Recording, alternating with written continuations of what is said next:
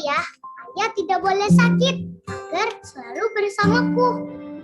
Ketika aku sakit, ayah juga merawatku agar cepat sembuh. Kata ayah, agar tidak kena virus, selalu menggunakan hand sanitizer dan mengingatkanku agar selalu menggunakan masker. Ayahku baik, selalu berbagi. Di kantornya punya masker banyak banget. Ayahku rajin bekerja agar bisa menolong banyak orang. Ayahku hebat. Indofarma.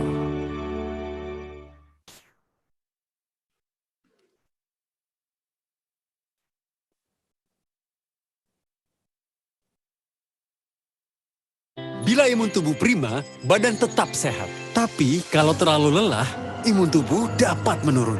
Stres, imun turun lagi. Nutrisi tidak terjaga, turun lagi. Bantu jaga imun tubuh tetap prima dengan ramuan alami, akar manis, jahe emprit, daun jambu mete, meniran, dan sambiloto. Herbamuno Plus. Minum Herbamuno Plus. Resep rahasia ampu jamu BRA Muriati Sudibyo. Herbamuno Plus. Bantu jaga imun tubuh tetap prima. Dari Mustika Ratu. Sekarang, buka tabungan cukup dengan selfie. Rekening langsung jadi dan bisa dipakai transaksi. Mudah tarik tunai tanpa kartu. Semakin happy, karena bisa bayar tagihan-tagihan rutin. Bayar zaman sekarang, cukup scan kris. Untuk mama tersayang, kirim surprise pakai di kado. Ada kartunya lagi. Cukup satu aplikasi, download mobile banking BNI. Gak pakai nanti. Lewat pengembangan energi baru terbarukan, Pertamina menjawab kebutuhan energi masyarakat dengan mengutamakan keberlanjutan dan kemandirian. Melalui program Desa Energi Berdikari di 10 desa di seluruh Indonesia yang juga menggerakkan perekonomian. Desa Energi Berdikari menciptakan lingkungan lestari dan menggerakkan ekonomi. Pertamina Energizing.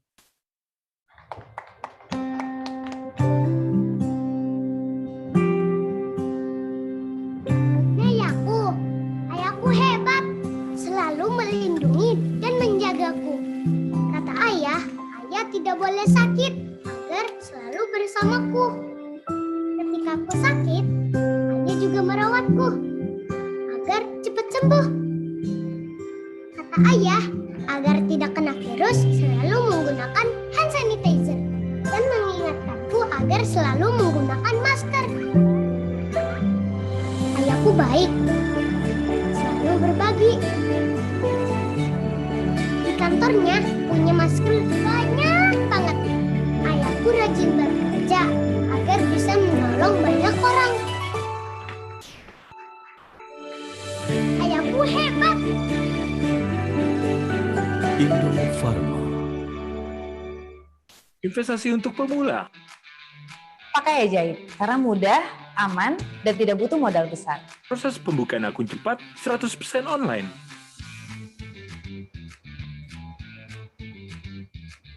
Dilengkapi fitur canggih untuk bantu pemula investasi.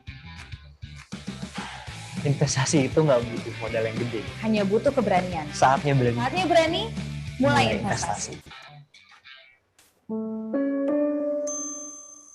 Bila imun tubuh prima, badan tetap sehat. Tapi kalau terlalu lelah, imun tubuh dapat menurun. Stres, imun turun lagi. Nutrisi tidak terjaga, turun lagi. Bantu jaga imun tubuh tetap prima dengan ramuan alami, akar manis, jahe emprit, daun jambu mete, meniran, dan sambiloto. Herbamuno Plus. Minum Herbamuno Plus. Resep rahasia ampu jamu BRA Muriati Sudibyo. Herbamuno Plus. Bantu jaga imun tubuh tetap prima. Dari Mustika Ratu.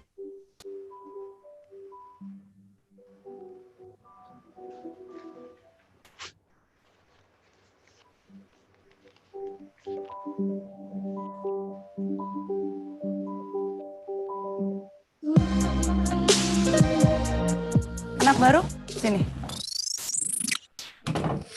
Aku mau nomor kamu now. Maksud saya nomor rekening, memang kamu nggak mau gajian. Belum punya. Bikin dong. Now. Zaman now, buka tabungan, tinggal scan aja. Terus, ikuti langkah-langkah gampangnya. Gak pakai download app, jadi gak boros kuota, apalagi memori. Nomor HP kamu? Butuh buka tabungan now. Saatnya mandiri. Ini adalah kisah seorang lelaki bertemu seorang gadis. Lelaki itu adalah Mas Firsa, seorang mahasiswa perantauan yang baru saja pindah ke Jakarta. Sang gadis adalah Medi. Nama saya Bu Untung. Saya berniat menjodohkan mereka berdua nih, karena saya ingin sekali melihat mereka bersama.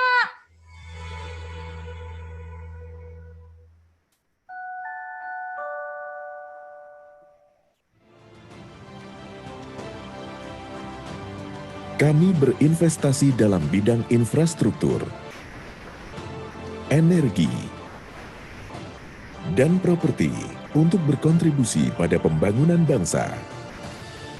Lini bisnis konstruksi kami meliputi pembangunan gedung, pembangunan infrastruktur, pembangunan proyek EPC. Komitmen kami untuk selalu menyediakan berbagai layanan spesialis berkualitas tinggi, menjadi solusi untuk penyediaan kebutuhan produksi beton pracetak nasional, menyediakan penyewaan alat berat untuk mendukung kegiatan konstruksi. Apa yang kami lakukan hari ini akan berdampak pada hari esok, dan bagaimana kami dapat membantu untuk masa depan lebih baik dan berkelanjutan.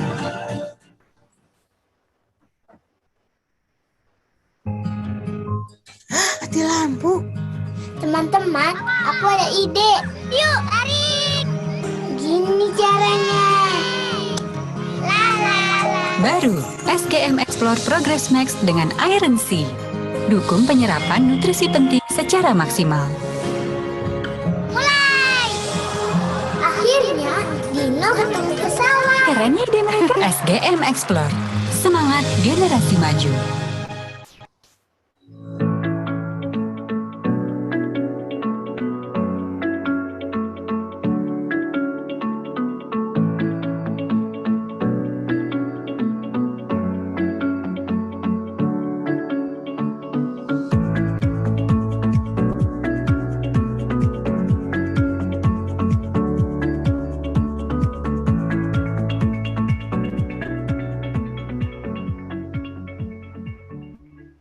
Bila imun tubuh prima, badan tetap sehat. Tapi kalau terlalu lelah, imun tubuh dapat menurun. Stres, imun turun lagi. Nutrisi tidak terjaga, turun lagi.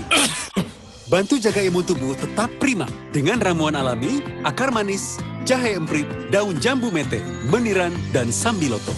Herba Muno Plus. Minum Herba Muno Plus. Resep rahasia ampuh jamu BRA Muriati Sudibyo. Herba Muno Plus. Bantu jaga imun tubuh tetap prima. Dari Mustika Ratu. Sekarang, buka tabungan cukup dengan selfie. Rekening langsung jadi dan bisa dipakai transaksi. Mudah tarik tunai tanpa kartu. Semakin happy, karena bisa bayar tagihan-tagihan rutin. Bayar zaman sekarang, cukup scan kris. Untuk mama tersayang, kirim surprise pakai di kado. Ada kartunya lagi. Satu aplikasi, download mobile banking BNI. Gak pakai nanti.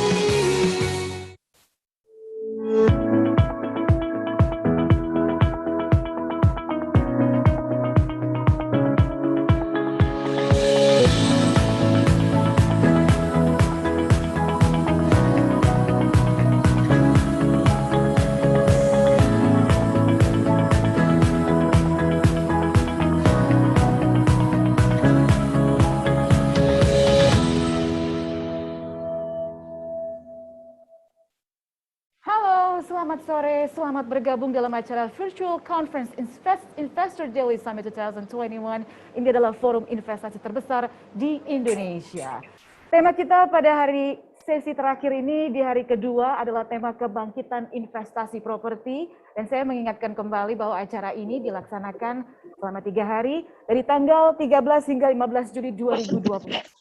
Acara ini diselenggarakan oleh Berita Satu Media Holdings bekerja sama dengan PT Pertamina Persero, PT Telkom Indonesia Tbk, PT PP Persero, PT Danon Indonesia, dan Alam Sutra. Sebelumnya perkenalkan saya Dea Pranatania yang akan menjadi host Anda sekaligus moderator pada sesi ketiga ini, di mana sesi ini adalah sesi terakhir di hari kedua dalam pelaksanaan acara Virtual Conference Investor Daily Summit 2021. Untuk memulai acara pada sore hari ini, sebelumnya kita akan mendengarkan sambutan yang sangat spesial yang disampaikan oleh Bapak Sofyan Djalil, Menteri Agraria dan Tata Ruang Republik Indonesia. Dan untuk itu, pada waktu dan tempat kami persilahkan Bapak Sofyan Djalil.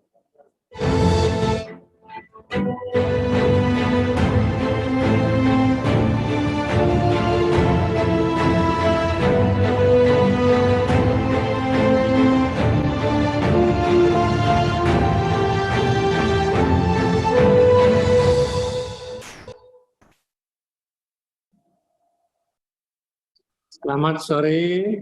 Assalamualaikum warahmatullahi wabarakatuh. Waalaikumsalam warahmatullahi wabarakatuh. Para moderator yang saya hormati, Pak Toto, yang kelihatan di depan saya, Pak Ananta, dan seluruh peserta Investor Summit yang saya banggakan.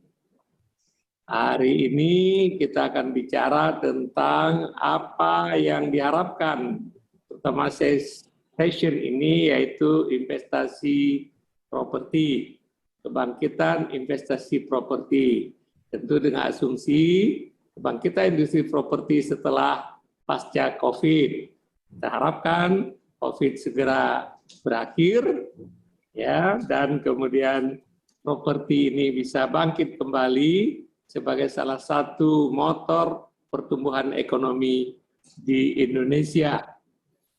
Setelah keluarnya Undang-Undang Cipta Kerja dan berbagai aturan pelaksanaannya, saya bisa katakan bahwa iklim investasi di bidang properti, hambatan-hambatan yang ada selama ini telah diatasi oleh pemerintah.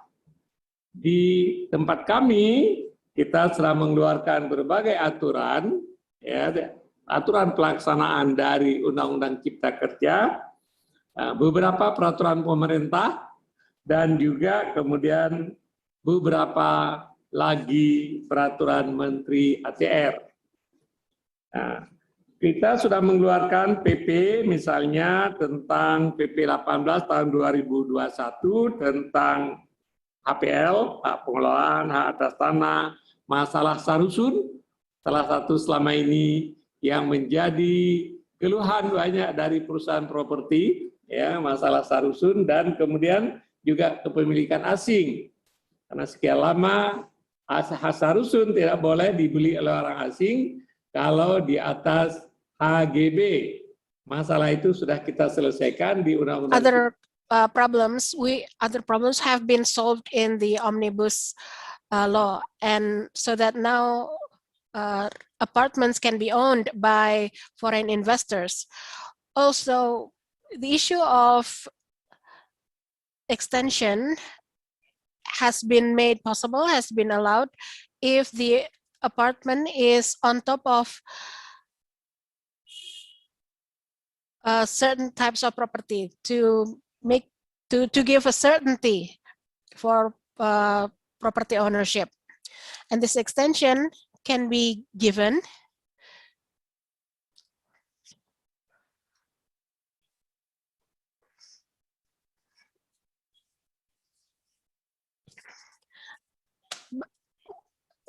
and this law has made it possible for check and balances for certificate of function, because this is beyond the authority of the land affairs minister.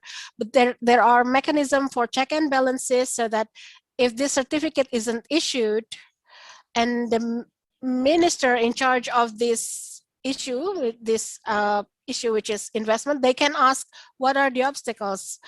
So, and we hope that the Minister of Investment or other minister can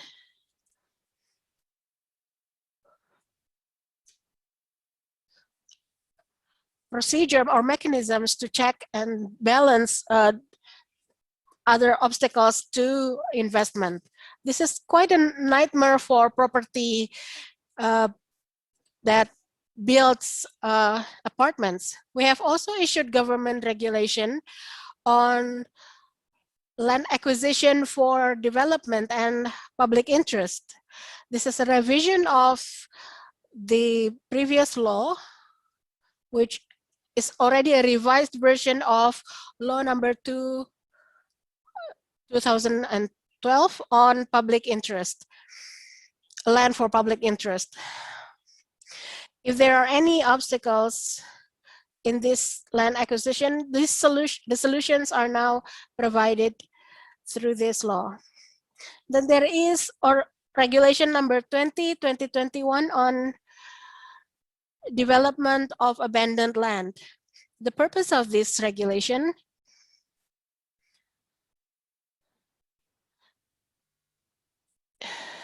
is to develop these kinds of area to provide permit for mining or plantation and other kinds of licensing, and so that people can trade this kind of license. And this is also another disruption to investment. And with this regulation, we are going to try to put some sort of order to this kind of trade of licensing. This traded license will be canceled through certain mechanism. There is also a special regulation law, because this spatial planning has been sort of made hostage by a number of conflicting interests. And regional spatial planning that has been approved can be remained a plan and not passed by the government for years because of this. And this law will make it possible for the plan to be approved and passed as soon as possible. And this should be approved not only by it no longer needs the local parliament approval, but can be passed by the head of the district, for example. And there should be, and if there are any political interest or conflict that might prevent this plan to be implemented, then the minister can interfere. And then there is also another regulation on land bank. This is a new feature in land planning in Indonesia, where the government will have a land bank. In this, lands are usually owned by companies like Pak Totos, whereas the government holds no land title. So the government will have or own this land, and this can be allocated as necessary. And we're waiting for the presidential regulation to put the governance issues and initial capital for this land bank. I'm sure that the land bank will become a significant player to give legal certainty, to make sure that this land can be used not only as an instrument for speculation. This land bank regulation, you know that I don't believe that the government can solve everything, but I believe that the market control or the market mechanism and the merit of the corporation, I believe in creativity. I believe in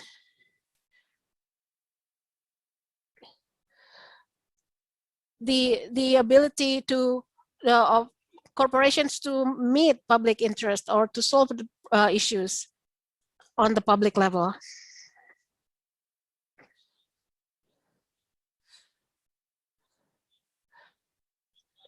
We are only regulating the land, whereas the National Land Affairs land affairs institution should have two authorities, not only as a regulator, but also as land manager.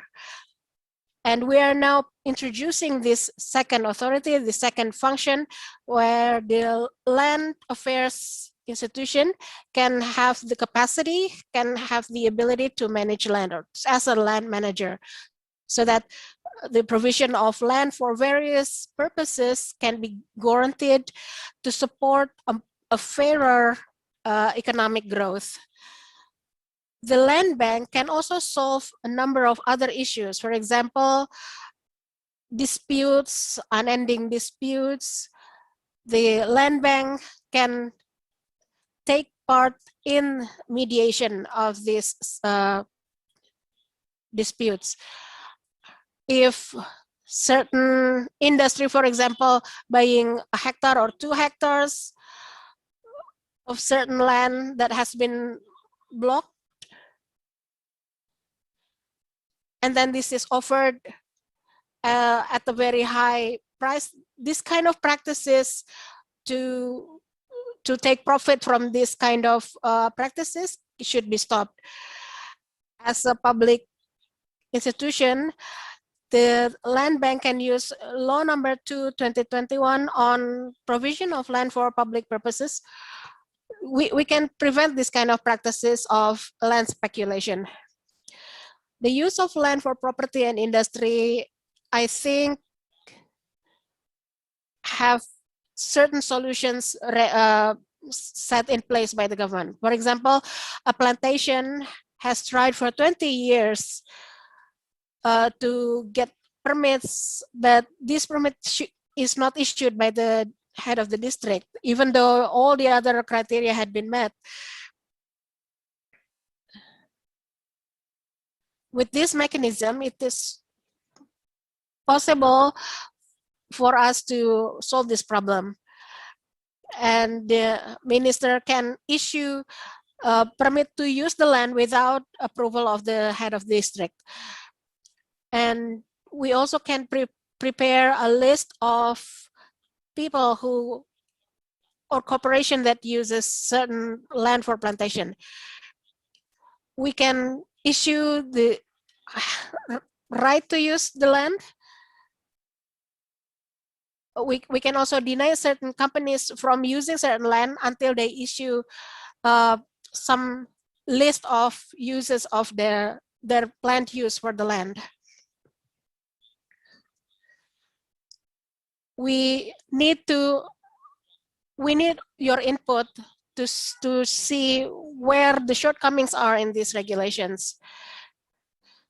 So an interactive communication between the minister and the businesses and the public and the industry, all the stakeholders that are involved, have been pretty productive. Although I'm sure that not everyone is satisfied with the regulations, but our primary function is to protect the public at large. So if, for example, Pak Toto's corporation is not satisfied with our decision, well, that's what it is. But the state is very aware that the industry in general and the involvement of businesses in general is a very important component in the speedy growth of our economy.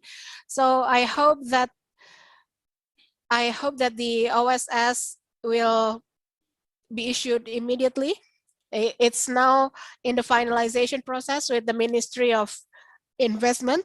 So I hope that any regulations that might hold us back all this time in terms of permits and licensing can be solved immediately. That's what I have to share with you in this short keynote speech.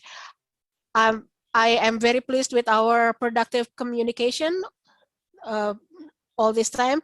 And if you have any questions, if you have any queries, we can continue this communication beyond this forum. Thank you. Wassalamualaikum warahmatullahi wabarakatuh. Thank you, Pak Sofian Jalil. Is there any is it possible for us to ask one question? Yes.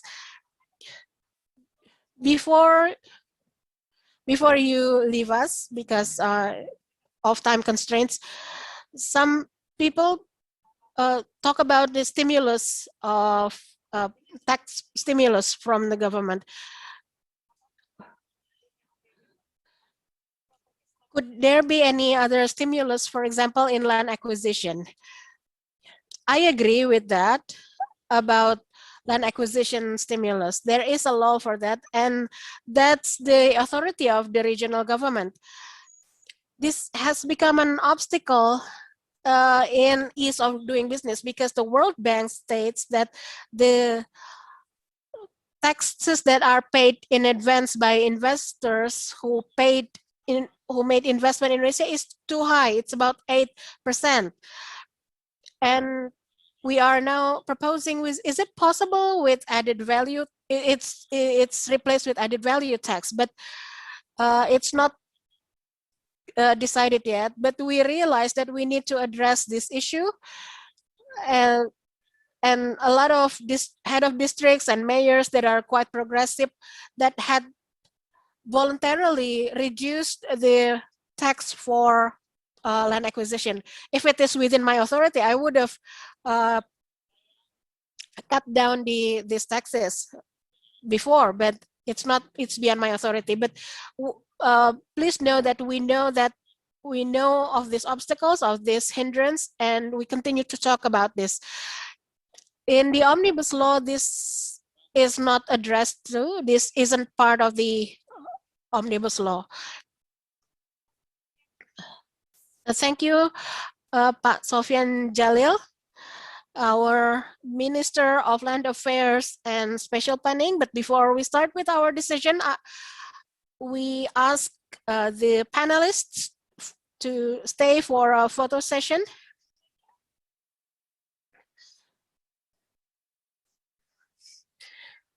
Okay, we're going to have a photo session for a while.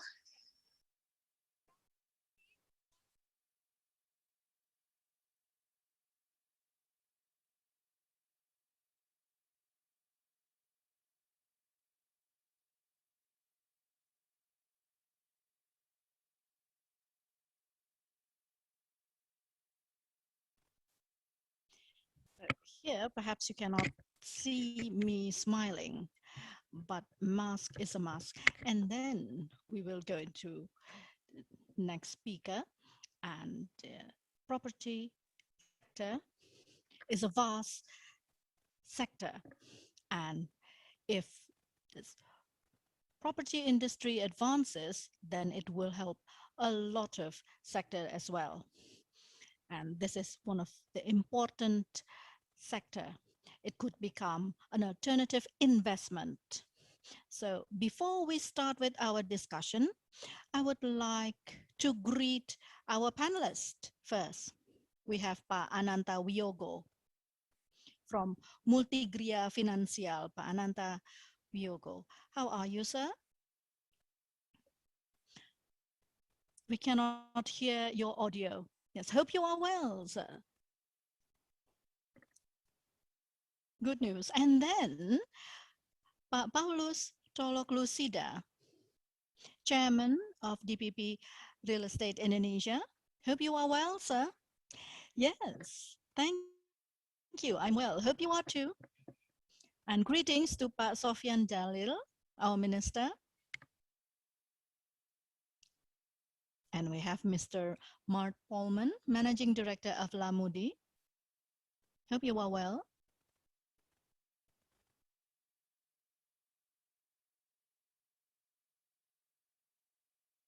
And here we have Bapak Noval Arsyad, President Director of PTPP.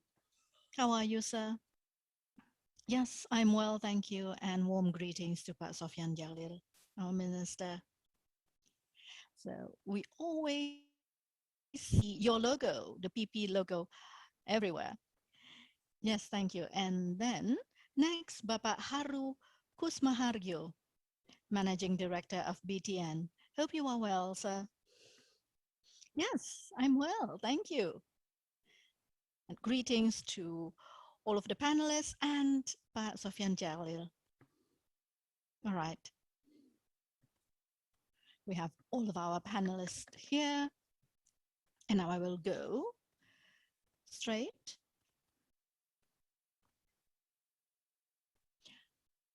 Due to time constraint, Sofyan will leave this forum because he has other meetings to attend to. So we will say goodbye to Pak Sofyan Jalil. See you soon, Pak Minister. Thank you so much for your time, sir. All the best to you, sir.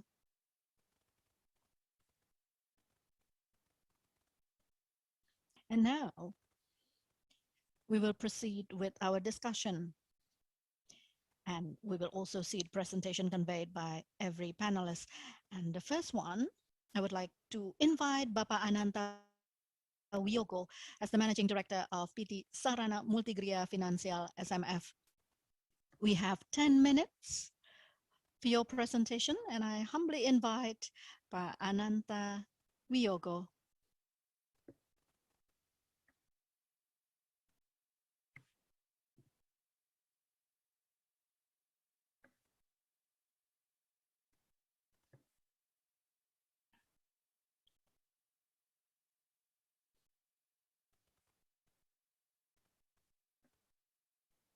Thank you, Ibu Dea.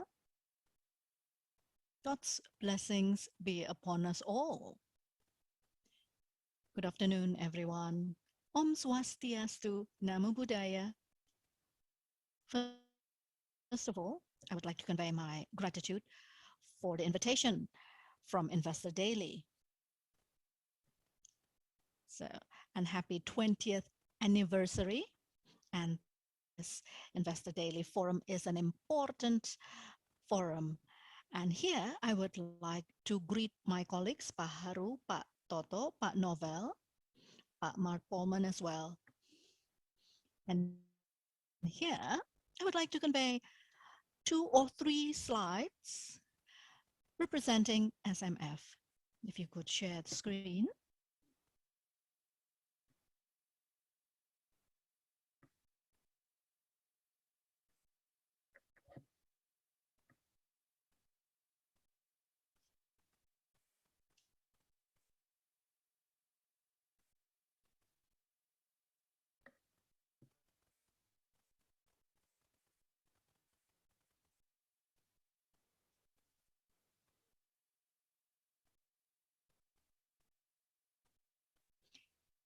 If there's difficulty, then I will go directly to save some time. Yes, apologies for this. Here we are. First slide will describe why SMF exists. Now, the reason of our establishment, the government established SMF to assist KPR to the consumer. So there is no maturity and there's no mismatch. That's the purpose why the government established SMF. So we want to mitigate the risk of maturity mismatch. And we're dealing with multi-finance companies and BPDB. And here, SMF, also utilized by our shareholders as the government fiscal tools, meaning in our FLTP housing project, 75% of our funding provided by government and the rest provided by SMF. And our FLPP, if I'm not mistaken, it has to be 157,000 units. And it could also use as the government SMV, special mission vehicle for the government. So here SMF have a duty from the government. There are specific obligation or duty to support the national economy. SMF is the implementer of investment. So here we assist the state-owned enterprises. So we are the implementer. And second, we also assist the tourism sector, working together with relevant ministry like Ministry of Tourism to renovate the complex or housing so that they could turn into homestay facilities. And FITS already rated us with AAA rating.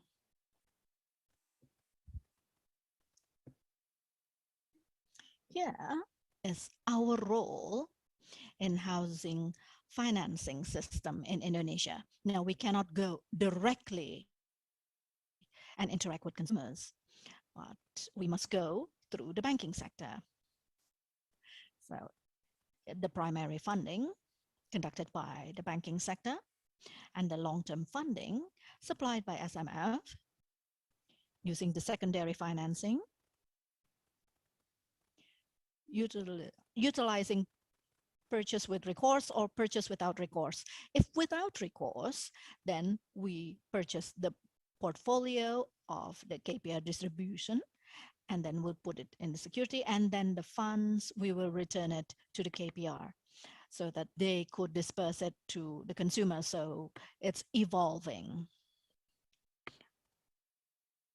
And with recourse, we conduct refinancing regarding the existing portfolio of the KPR distributor. So where do we get our money from? So regularly, we receive funding from the capital market, and we also produce bonds. And this is the SMS funding distribution accumulation. We have roughly 69 trillion rupiah, and the description here you see, we also disperse the funds on different aspects, and we have our equity here,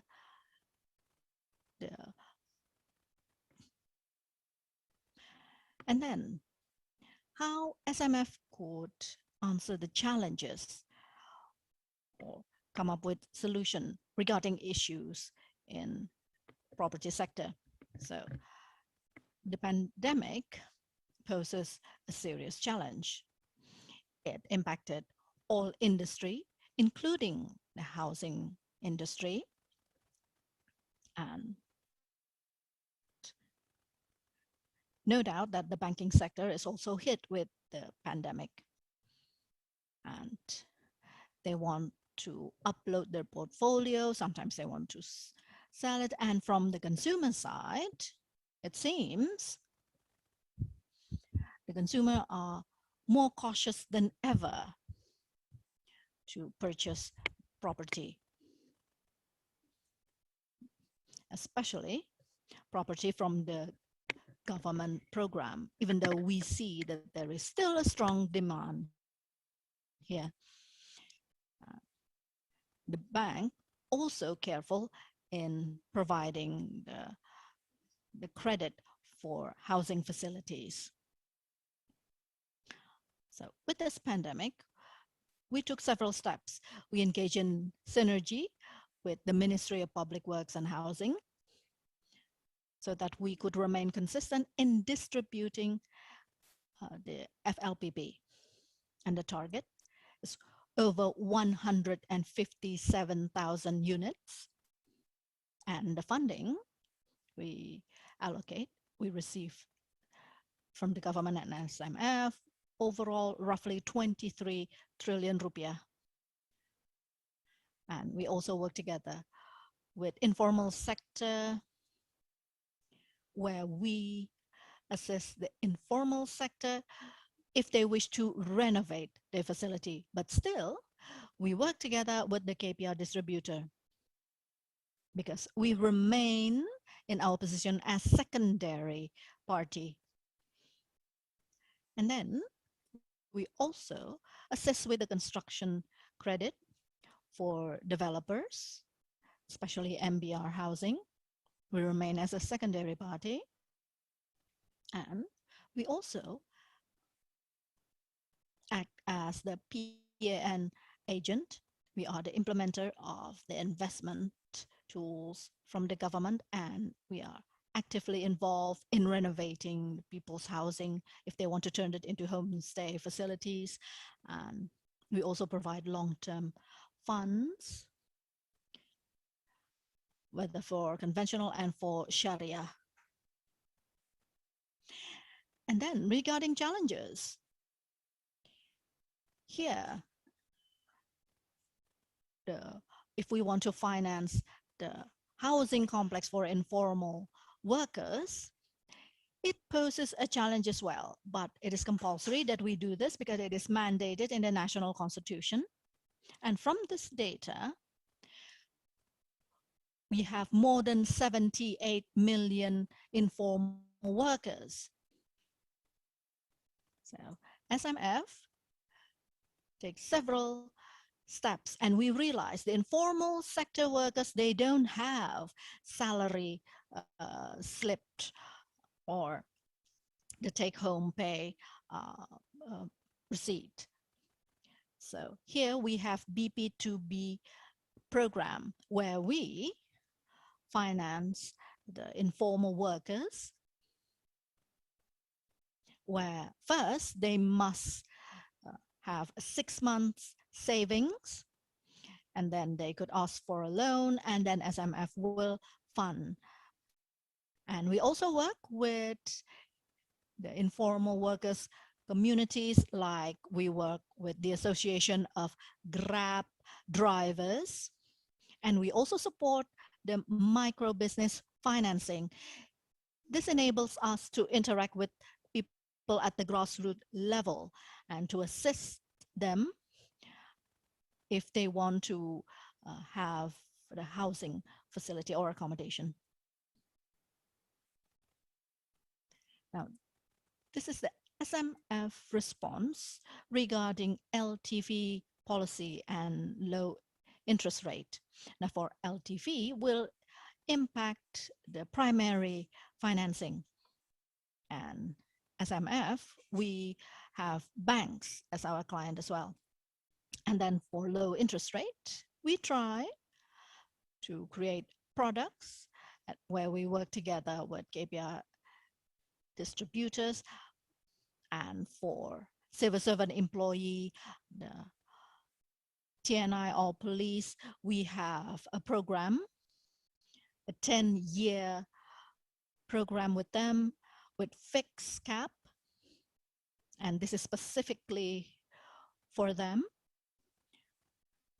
for the personnel who have a minimum wage of 8 million rupiah per month. Now, this is our role in providing housing financing for homestay owners. Here, we assist the native people, the local people living in tourism destination, if they want to turn their complex into housing, homestay facilities. And here, we worked in several regions. And as I mentioned earlier, we collaborate with Ministry of Tourism. So we select a particular village. And for example, in the photo below, Ngelagaran village in Gunung Kidul, in Central Lombok, in Karanganyar, in Banyuwangi. And this number will increase. We will also participate in other regions like Danau Toba and also Labuan Bajo. I guess that is all from my side. I would like to return the mic to our moderator. Thank you. Thank you so much, Pak Ananta Wiyogo, Managing Director of SMF. The presentation is very clear. the role of SMS during COVID-19 pandemic and how you maintain your synergy with the government in distributing the KPR. And one of the interesting points you mentioned, sir, how the program is actually people friendly or user friendly.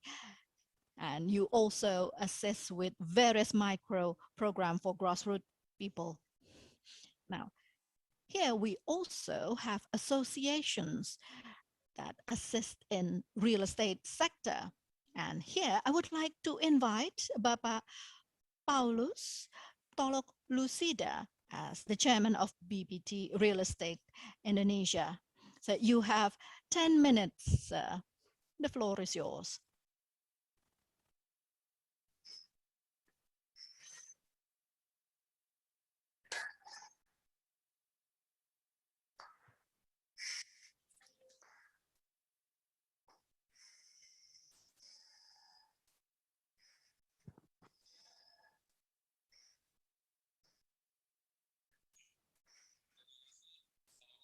Thank you. Assalamualaikum warahmatullahi wabarakatuh. To the Minister Sofian Jalil, even though he's no longer with us, also Pak Ananta as CEO of PT SMF, one of my friends, Pak Novel Arsyad as Director of PT PP, Pak Harwa CEO of BTN. I'm pretty surprised that you show up yourself. I wasn't sure at first that you're going to be here because PT PP Holding is very busy. How about Mat Proman? How are you doing today? I just want to share a little bit about acceleration of property momentum.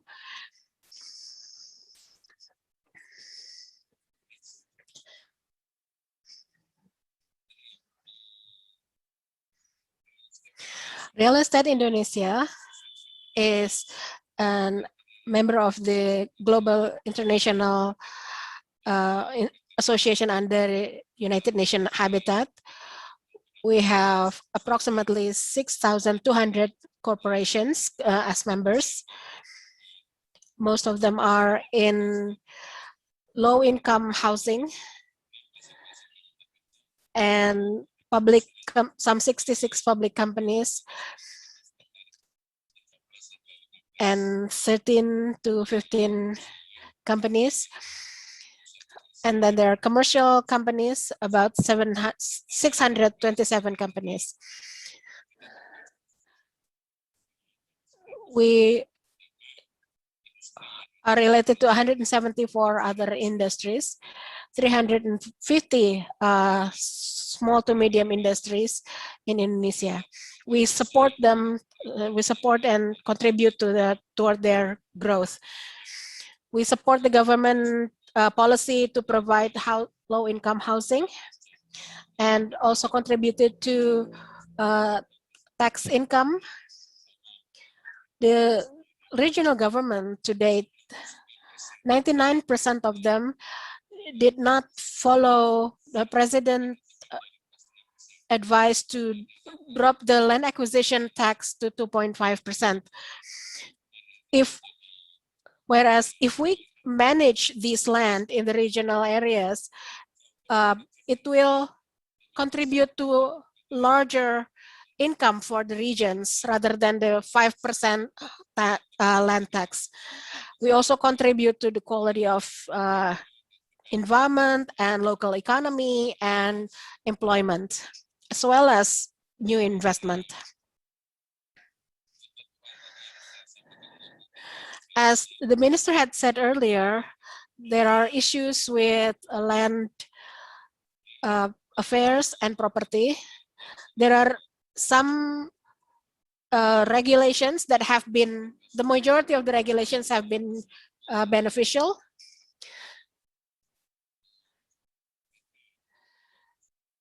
Most of the ATR has been helpful in investment to balance the right of investors to the owners from the simple houses and foreign ownership. All of these has been regulated down to the ministerial level. Thankfully, it's all been finalized so that the rights of apartments, for example, foreign owners have the same rights as national owners. And this will hopefully drive foreign ownership of apartments in Indonesia. And use of buildings can be applied as the buildings are developed, and this is through this is processed through the OSS. Then there is the government regulation, which is the technical regulation for the omnibus law. So, for example, we have ministerial regulations for this omnibus law. So, as it is described in the slide, everything has been laid out down to the ministerial level and only awaits implementation. Even though some developers to date have not implemented this BPJP law. So there are some cancellations by developers that would not repay the down payment or the money paid by the buyers. Whereas according to the law, there are certain provisions for cancellation on the end user. There is also some development from the financial authority. The apartment law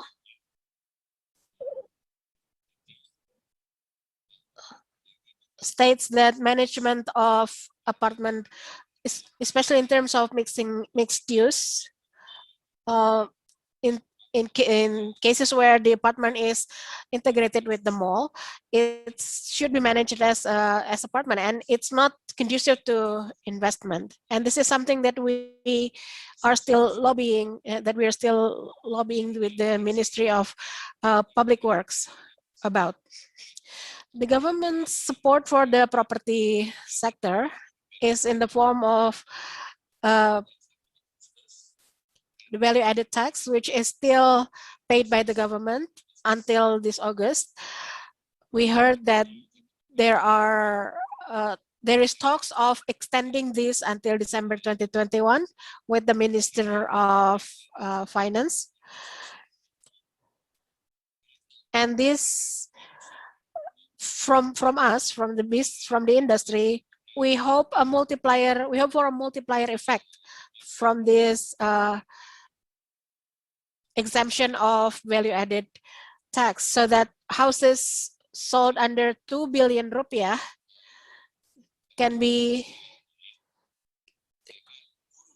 sales of those kinds of house can benefit the developers and thus give a multiplier effect on the national level. So people can buy, so low-income family can buy low-income housing, and those who can buy more expensive houses, for example, those who are on manager level, can buy luxury houses. The quota is quite finished or taken, and the numbers of units, and there will be a better quality system for low-income housing, but we are negotiating with the government about pricing, because quality, of course, equals prices. There are certain provisions about, for example, guarantee of quality of architecture. It has to be guaranteed for 5 years. We can provide that kind of guarantee, but on the other hand, the value that is, or the price that is set by the government should be adjusted to meet that kind of guarantee. Another monetary policy that is imposed by the central bank, including ATMR and LTV and FTV, I hope that the banking association can help us to filter so that banks can loosen their filter for application for housing loan, because the banks are very strict about housing loans at currently. Most of property buyers buy them through loans. And any facilities that are given by the government through stimulus and value-added tax, for example, can be met and synergized and accumulated so that it will facilitate people to buy houses and thus improve the prospects of property industry, especially during the COVID pandemic, which I hope that is at the end phases. I know that we are at the very terrible situation right now, but we hope that shortly this will change. And this is met with the industry synergizing so that we can start regrowing. We have also provided certain proposals as laid out in this slide. That in the government and the lawmakers should be dynamic and flexible in changing certain provisions in the omnibus law to promote investment and to expand permit or approval and application. We do have the OSS on the one-stop service. We do have that, but we have to register in the local government so that we can get approval for our permit. Whereas, as we believe it, just by applying in this one-stop service for permit, we would already get the license. So we hope that it is possible to shorten or to simplify this permit processes or application processes. We also discuss with association to work with the business obstacles that are faced by businesses, and then providing protection through incentive and loosening of certain regulations so that foreign and domestic investment can increase exponentially. Occupants of houses cannot manage their property without certain outsourcing. So that's pretty much what I have to explain today. Thank you for the moderator. Thank you so much. Wassalamualaikum warahmatullahi wabarakatuh.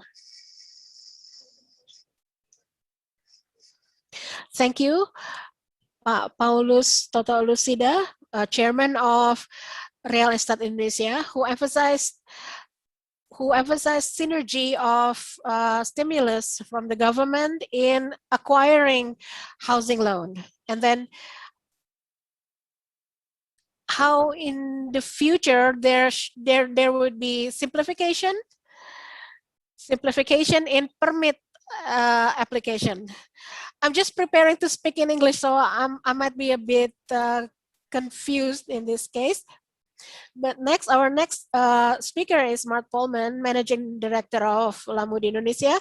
We know that Lamudi has provided a new paradigm for property industry, because property online portal is necessary in this era of digitalization. We will talk about his performance, but first we're going to listen to what he has to say.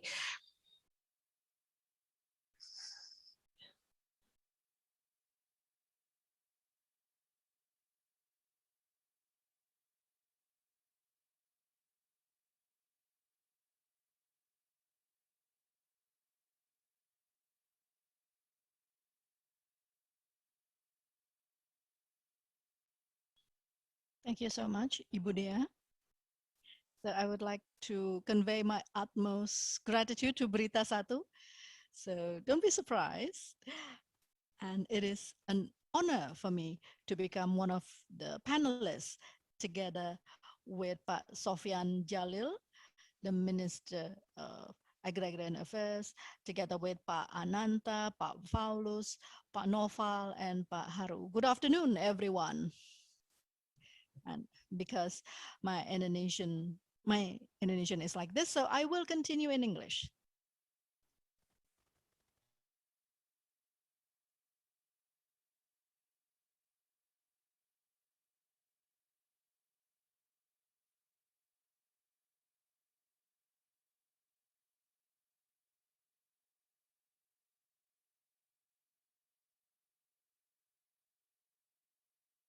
Globe to the Indonesian market, and especially actually to the benefits of the stakeholders in the market. So we have a lot of knowledge and technology that we bring from around the globe to Indonesia.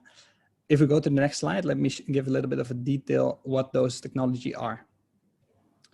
So Lamudi is actually the largest PropTech in Indonesia, and we support pretty much every stakeholder in the industry, be it property agents, property developers, banks, in digitalizing basically their business. So across the different stakeholders, we have different lines of business, but each of these businesses does is pretty much supporting the stakeholder to digitalize. And I think we have seen a tremendous growth during this pandemic in particular, where of course every industry has met many difficulties. We have seen tremendous growth of the digital industry, and in particular also for property, we have seen the same. So, of course, while facing all these difficulties, we have tried our best to support the industry, making a transition to digitalize. So if we move to the next slide, please move forward. Actually, from our platform data, we have around 2 million Indonesian property seekers using lamudi.co.id on a monthly basis. And this gives us a lot of data. We have a lot of data that we can analyze to see the trend in the market. Last year, around a year ago, I spoke about the initial impact of the COVID-19 pandemic on the property market in Indonesia. And we saw a tremendous drop, especially in April and May. And I think that was the first reaction that we see again now facing the second wave of COVID-19 cases in Indonesia. A lot of people adapt the wait and see approach. Now, the learning from that first wave was actually that as soon as the PSBB was lightened, a lot of that demand that basically was pent up, was basically waiting to be released, came into the market. And we see that in June, July, August, we see a tremendous growth actually, growing even to levels higher than before COVID was there. So I think that trend we have seen continue to grow, especially also as several incentives were introduced to the market by the government, such as the subsidy PPN that was also mentioned before. And I think what this shows is ultimately a shift of customer behavior. Because of this pandemic, people find themselves working from home, stuck in their home, and there's no other way to look for property pretty much than to look online. This is something that Lamudi then tries to support them on, because we provide the platform with around 800,000 different properties on offer. From Aceh to Papua, we have properties for sale. And ultimately, from the comfort and the safety of their home, users or end users, investors are actually able to search for property that fits them. And we've seen a tremendous growth if you look at this graph throughout the pandemic. If you go to the next slide. Actually, in particular, also because of that, we can analyze the user behavior, and we see from that very interesting pattern. So we have a trends tool that we call lamudi.co.id/trends that allows us to analyze at any given time the price trends in any specific area. And I think here we see something very interesting. When we talk about areas that are dominated by end users, for example, satellite cities around Jabodetabek, such as Tangerang, Bekasi, we have seen even in the last year a very significant growth in price for housing there. So we see Bekasi with around 6% increase in price over the last 12 months, Tangerang with a 7 to 8% price increase, and several other also satellite cities. You see there that the price has still increased even during this challenging time. And what we've seen there is that now the market is more than ever dominated by end users, and end users have more than ever valued their home and their property because they find themselves basically working from home in very different conditions, and therefore they appreciate their home more. So we've seen still very strong end user demand. On the other hand, if we look at investor demand, and that I think is very much displayed also by the trends that we found when we look at the price development of land prices in Bali, we have seen actually that there the demand has shrunk a lot because it's not a primary need. So investors take a more wait and see approach.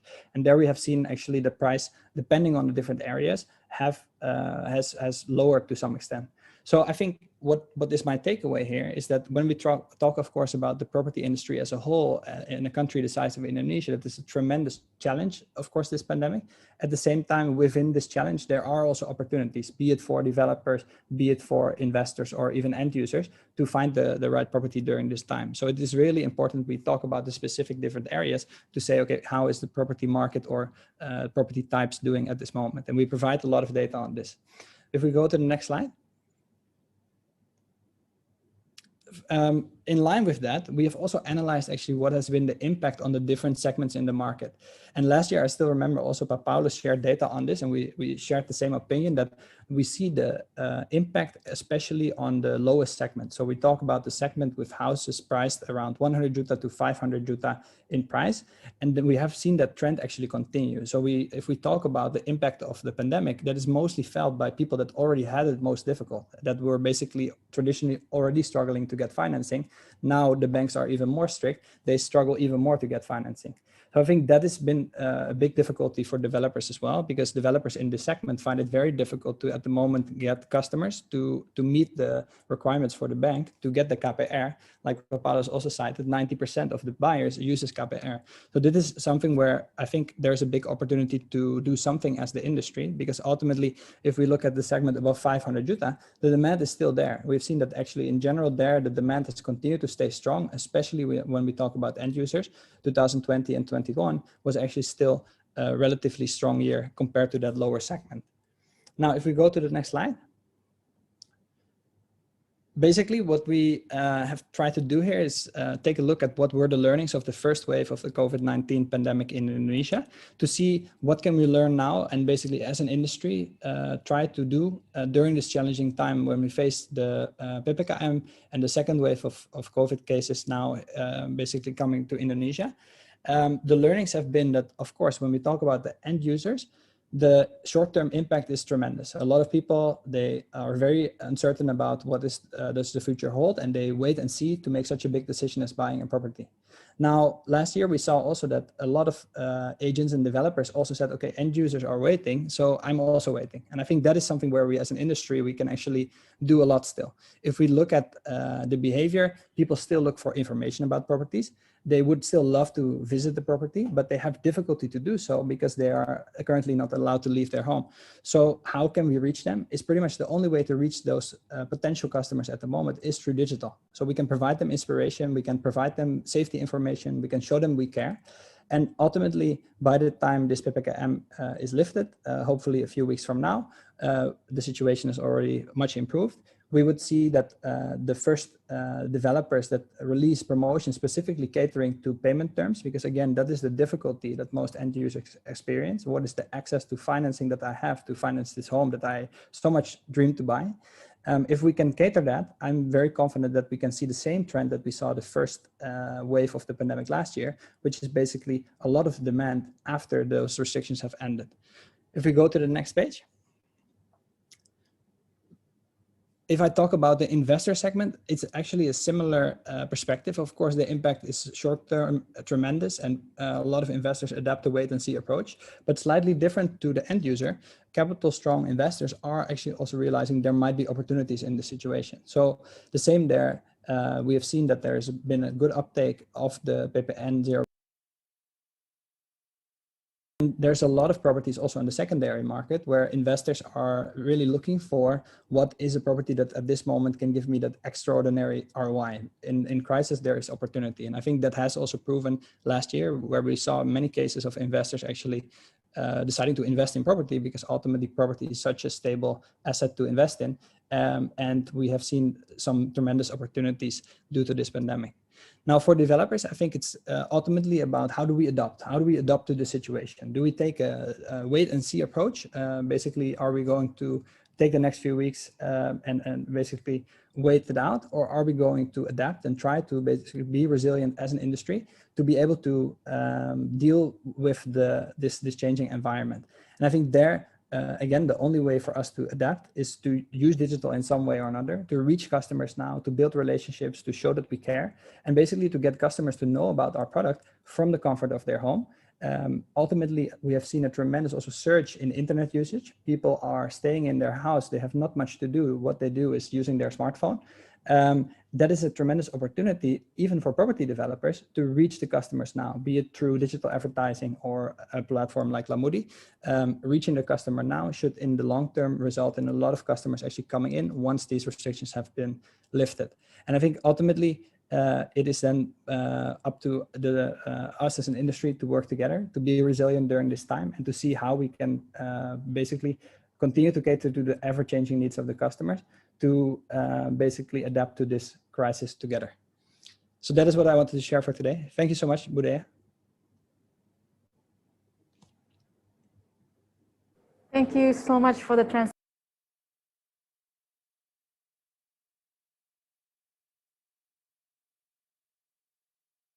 It turned out that you have excellent bahasa.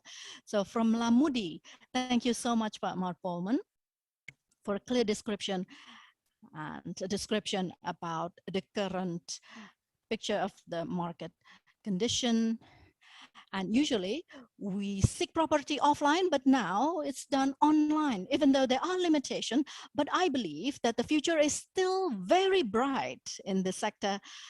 And that's why I'm keen to have new insights.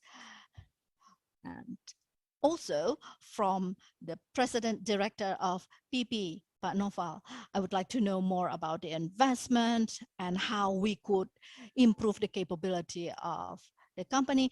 And with this, I would like to invite Pak Noval Arsyad, the President Director of PP. And you have 10 minutes. The time is yours, Pak Noval Arsyad.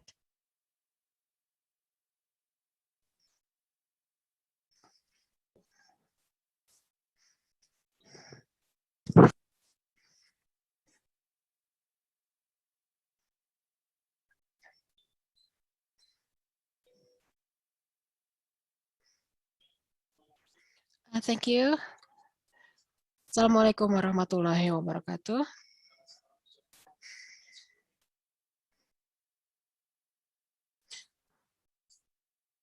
Thank God that we can meet for this Investor Daily Forum.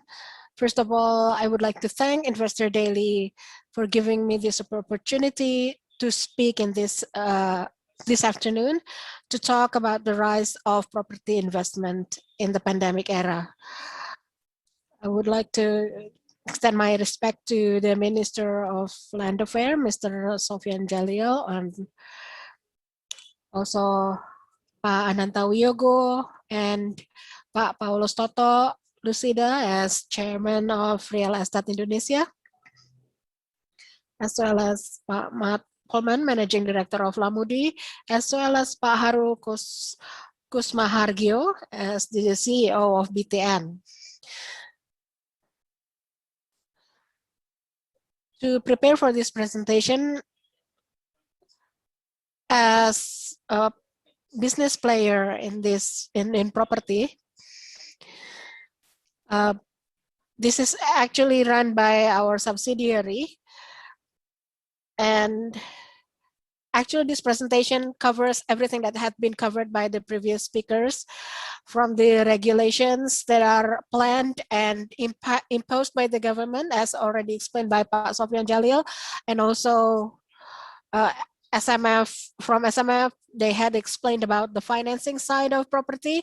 Pak Toto, as Real Estate Indonesia Chairman, had already explained about the challenges of property business, especially in the times of pandemic. Pak Mark Polman had shared how the processes that maximizes online approaches instead of offline approaches.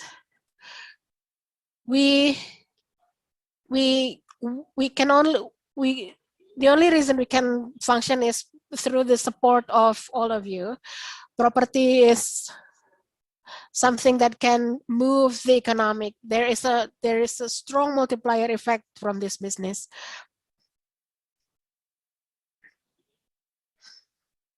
we try to see how we try to look into the cycle of property business from 1996 and then 2000, 2003, 2008, 2012 until 2020.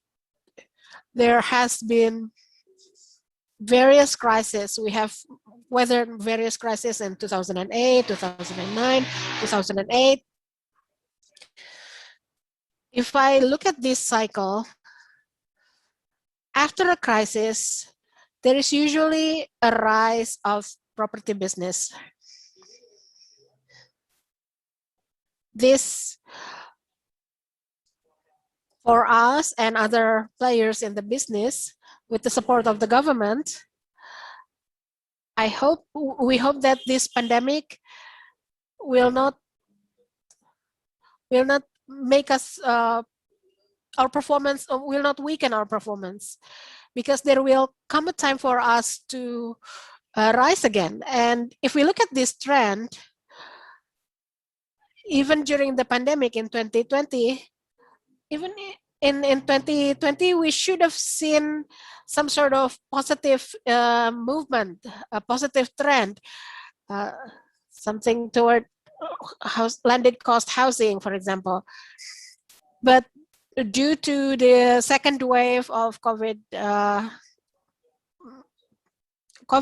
there we see another quite significant drop. But until 2022 or end of 2021, 2023, until 2025, I believe that there will be a rise that I think should be anticipated. We should have a positive attitude about this.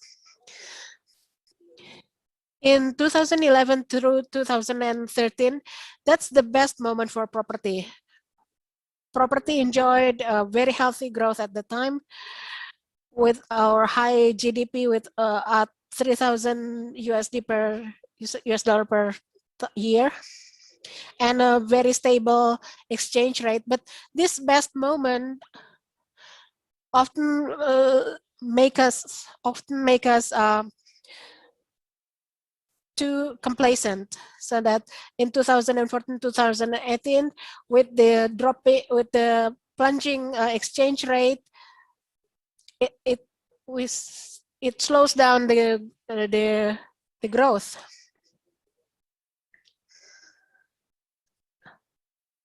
Especially with the restriction on property loan. In 2019, another rise begins, but in 2020, we encountered the pandemic, and we assume that in 2019, we assume that in 2025, there will be a good growth. But with this pandemic, I think we need to review our prediction, and we have to start from the very beginning. We need policies and support, as already described by Pak Sofyan Jalil, and the main talking points had been shared by Pak Toto as chairman of Real Estate Indonesia, and we need to reassess and elaborate on these policies for its implementation, because the pandemic had changed the behavior of our end users. They might switch 180 degrees in their behavior, because landed houses are now enjoy a more robust growth compared to apartments. We also see how generations and markets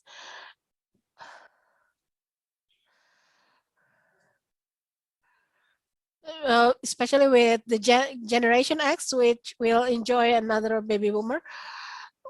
The market will be dominated by the millennial generation, the Gen X generation, and they will also be joined by Gen Z.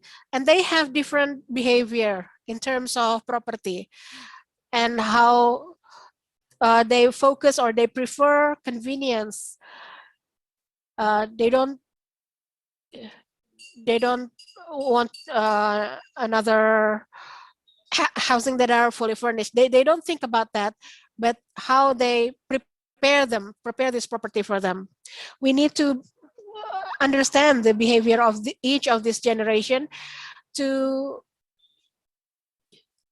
especially with COVID, our post-pandemic buyer behavior should dictate how we produce property, whether apartments, office buildings, or malls. People are not that interested in apartments at the moment. We have to look at this not only in terms in the short or medium terms, but also in the long term, in the long run. McKinsey had evaluated the impact of pandemic on house buying. They observe, for example, future market of property. I haven't looked into it more deeply, but they observe that there is more focus on practicality and how housings can be enjoyed by the next generation, the millennial, Gen X, and the focus should be given to these generations for, in the future. Changes in lifestyle and future trends of property. We have seen this accelerated more interest in residential. More people are choosing this. They opted for this kind of option. PTPP is processing certain development in parts of Jakarta, just clusters with small numbers. The customer focuses more on convenience and health. They focus more on health and how they and commercial areas in the mall and shopping centers, the proximity to it, and hospitality.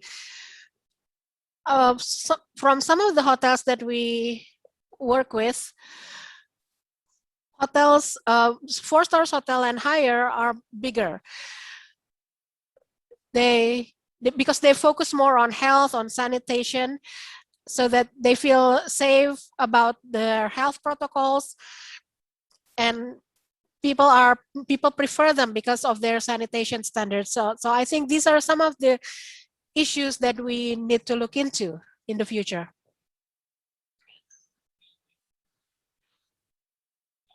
For us as business players in property, we continue to develop this. There is a hype in property. It's difficult for us to sell, but and while we also have to pay the bank and other issues, for example, land issues, and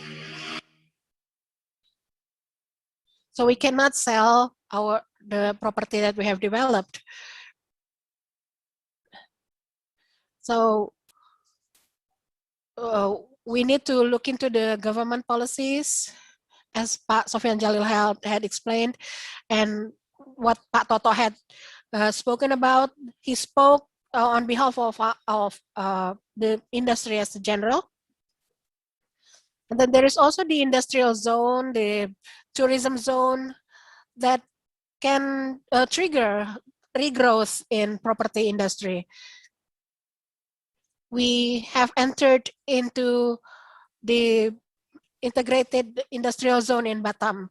We have to prepare a lot of property, and this is triggered by the government that has supported the industrial zone with a huge budget from the regional budget to create a competitive industrial zone compared to other areas in Southeast Asia. And this is one of the trigger for development of properties in the future. Tourism areas that are being developed, I hope that the government will continue to support them so that it can be the impetus for growth of property business, so that it will entice investment into property industry in the area. To this day, as infrastructure business players, we continue to communicate and work with the Ministry of Public Works. The activities are still pretty massive, and this will hope when we are developing the areas around this infrastructure. So far, there has no stoppage of infrastructure projects because we are thinking about long-term impact. So for example, ports and tourism areas, the government is preparing infrastructure in this area, and I hope that this will help prompt the growth of property in the area. We also need to evaluate how property pricing is done. Previously, there are properties can be sold at high prices, but maybe we can look into this because naturally the market will dictate the pricings.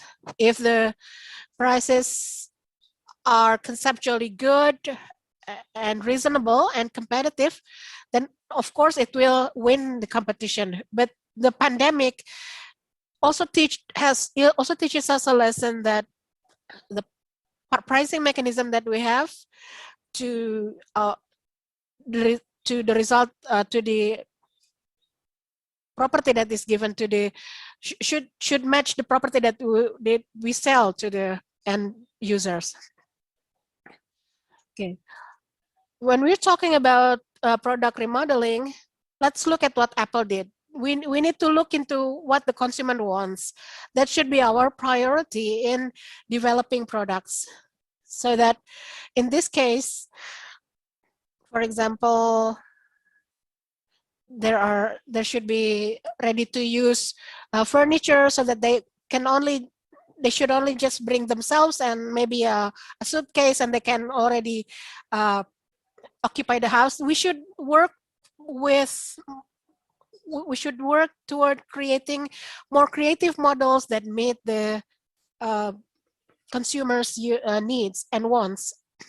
Their behavior must be different after this pandemic.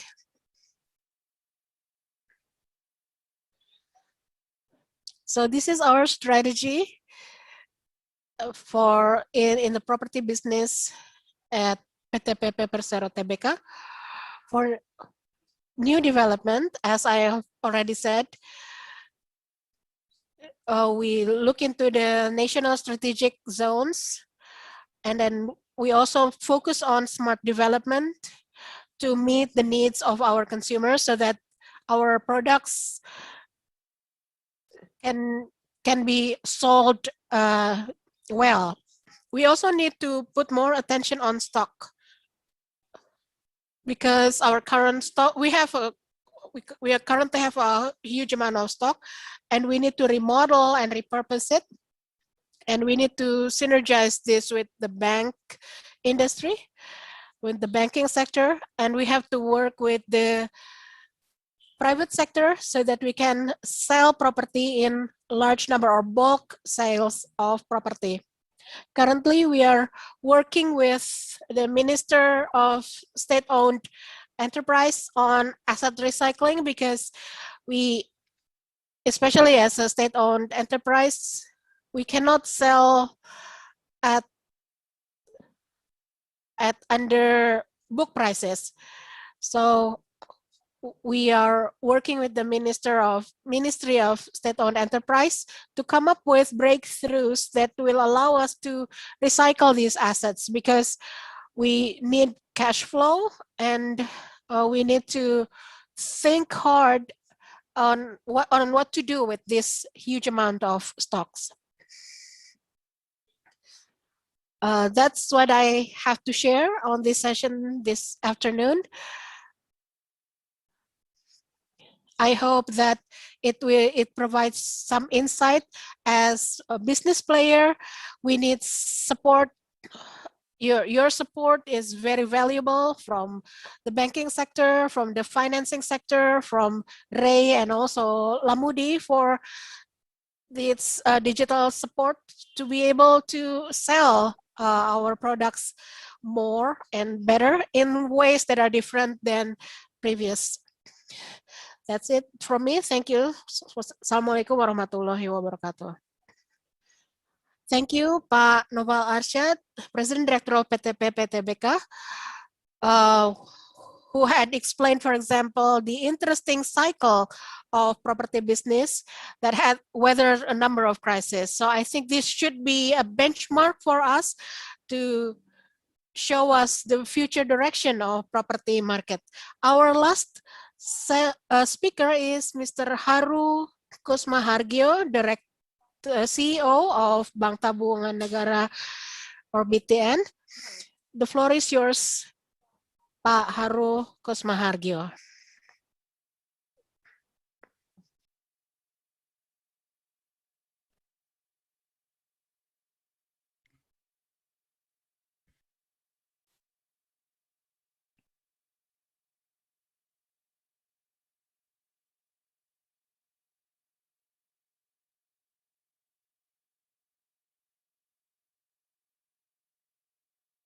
Thank you, Ms. Moderator.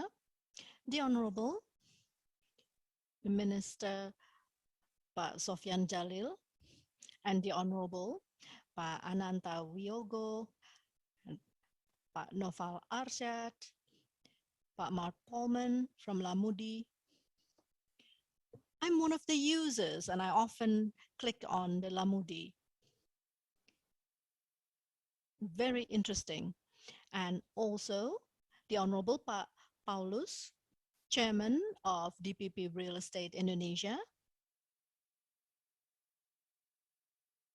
And thank you also to Berita Satu for inviting me. And happy 20th anniversary.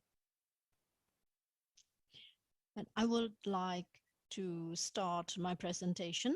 I would like to convey several points regarding the potential of housing credit in the midst of pandemic, and also the banking strategies, and also the low interest rates. So I will start, and hopefully this presentation could convince you, convince the audience that the property sector is actually a resilient sector. It could withstand almost anything, any turbulence in Indonesia. So here I give several examples. Now, with the economic growth, we experienced a minus some time ago, but now it's growingly positive. But here, the housing sector is still resilient. And together with other sectors, even though we are still in the midst of COVID-19 pandemic, here we have like the health sector and water supply and agricultural sector. We are a resilient sector, and we have to remain optimistic in viewing this sector. And BTPN will not solely focus on the housing sector. And from the 100% credit, 90%, yes, we allocate that for housing. And from that, 80% of that goes to KPR. And some of them goes for MBR. And here I would like to explain further why we need to remain optimistic. And compared with other sectors, the other resilient one, and here we do not work alone. We have our partners, government, PP, of course, Pak Noval, and also the market, where we work together with brokers such as Lamudi. And when we work together, we could see an even better increase or growth. Now, why do I say that property sector is a resilient one? As you are aware, this is a local sector, and for the medium and downwards growth, household, I mean, there's a different situation here.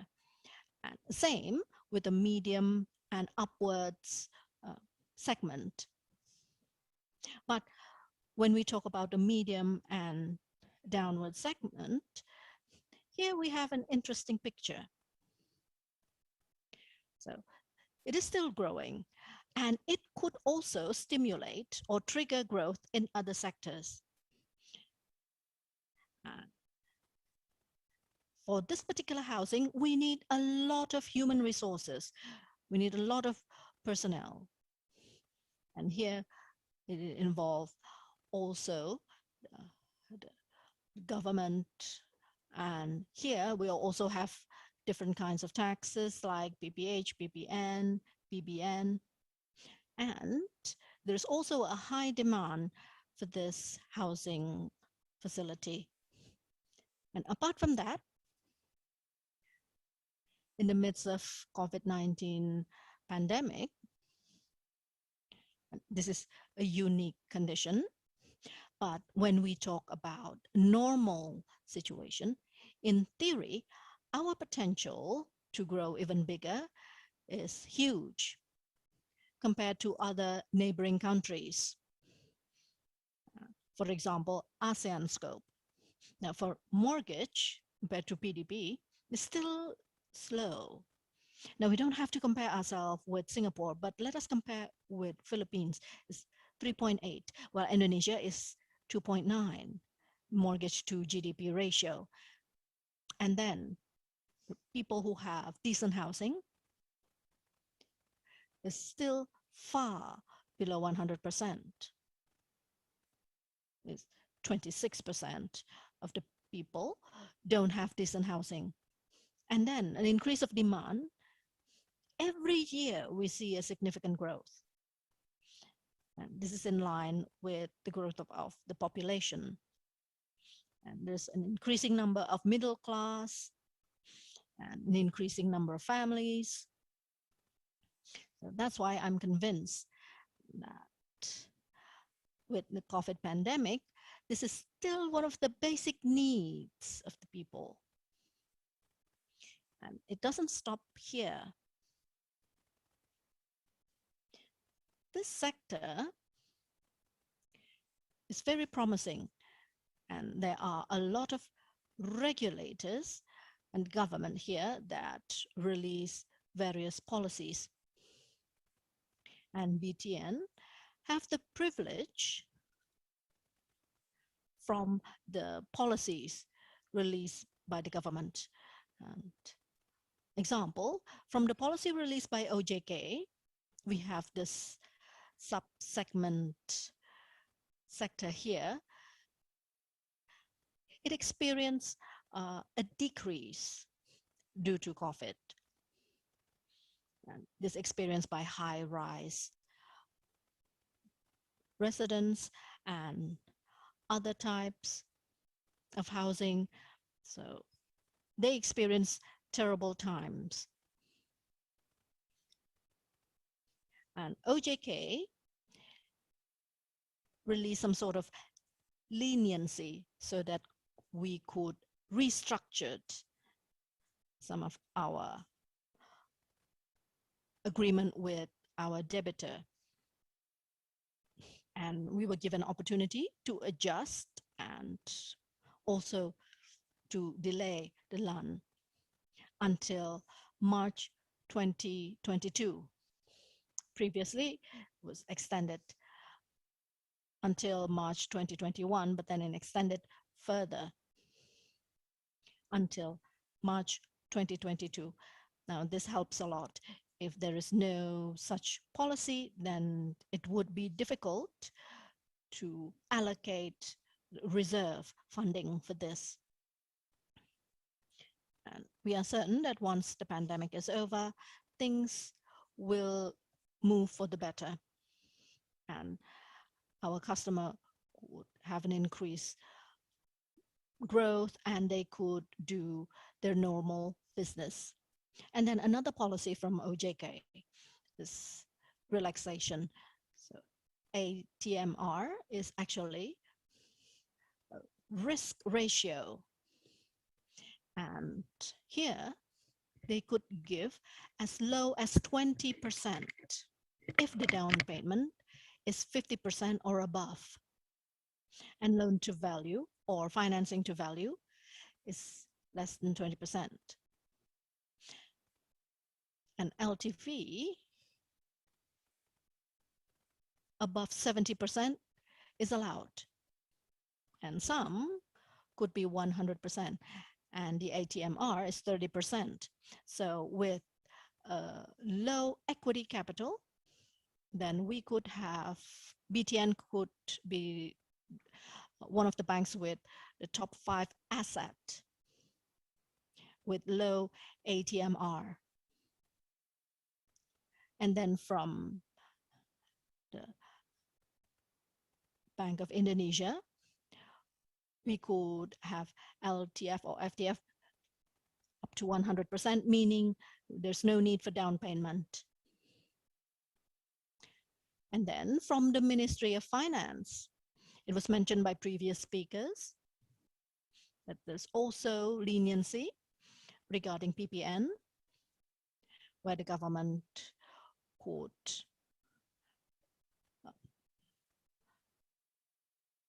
and other policies as well here regarding DTT.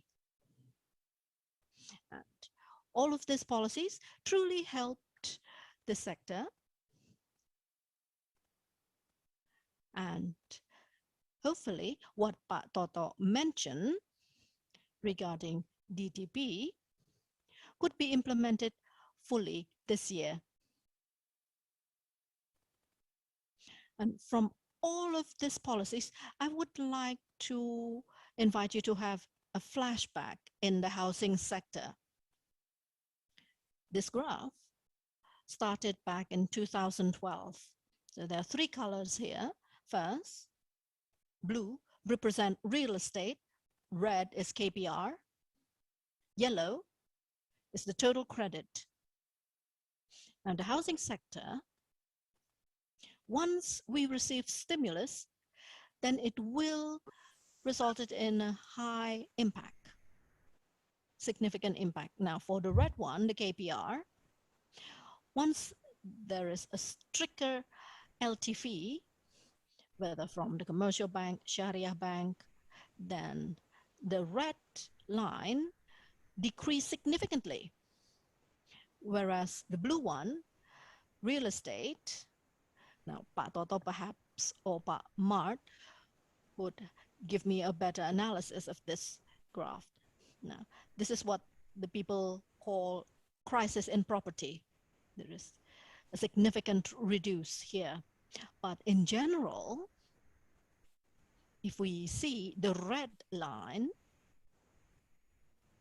once there's a stimulus, then it could recover significantly.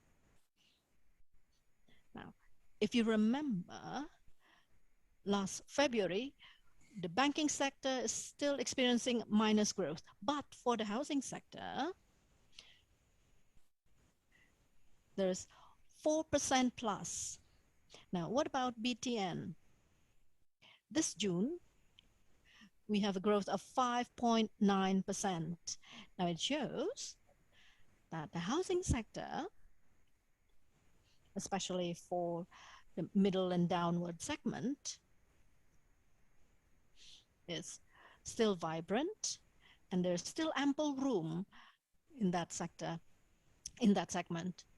And then with COVID and restriction, social restriction, where everyone is encouraged to stay at home, it also poses a threat. Even though the government's intention is good to contain the spread of the virus, but here we are aware that we have the 25% critical sector that need to continue, need to be operational. And for critical services, it must continue. But we know during normal condition, it's different from current condition.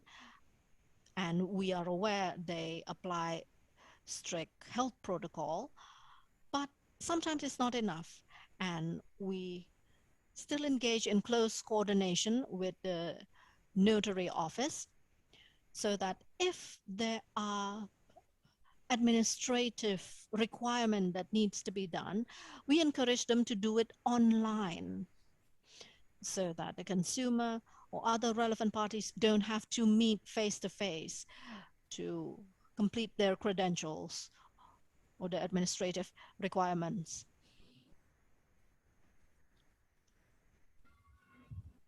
And in order to safeguard this growth momentum during COVID-19,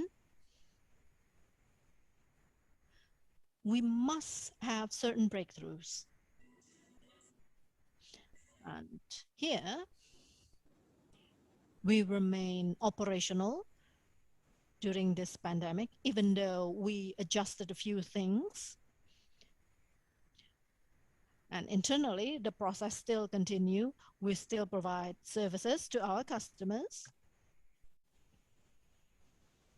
because we don't want to postpone or to pose as a barrier for this process to continue. And next, BTN also conducted a survey. And because we're focusing on housing for the middle and downward segment, we have the study in, or the survey in 80 cities. We collected the data and we compared this monthly. So we have a regular survey and it shows that from 3 types of housing, 2 types of small housing have a significant growth. Now, in March of this year, we compare this March of last year and March of this year, there is a 5% increase. But my apology, you only have 1 minute left. Apology. Yes, thank you, Ms. Moderator. Now, overall, there is still a positive growth for type number 45 and 70. Of course, there is this minor fluctuation, but overall, we still have a positive sentiment. Now, I would like to skip the next slide. Go to the last slide, please. So here, we would like to invite our partners who have programs in place to focus on their human resources so that they could engage in partnership with BTN. For example, like members of the military, the police, civil servant employees, and with Perumnas or the National Housing, we will engage in further cooperation and also with other institutions to have this TOD, and also housing for millennials located in a strategic area with wide access to public facilities in major cities. Now, we start this in Jakarta, where we engage in cooperation in Tanjung Barat National Housing and then also in BSD.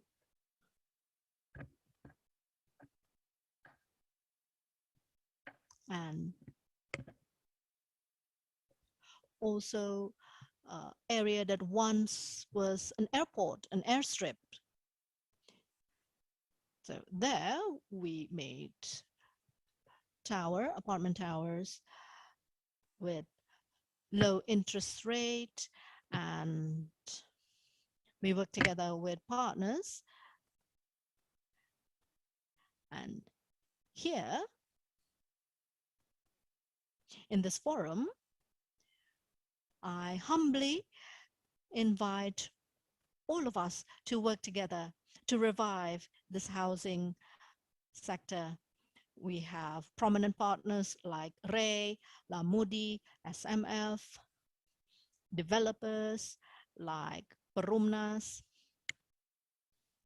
All of you are important partners. And if we could work together, forming an ecosystem, that would be truly wonderful. An ecosystem that could integrate with other facilities, with the banking sector and other relevant sector. I guess that is all from my side. Thank you so much for your kind attention. Thank you, Pak Haru, Managing Director of BTN.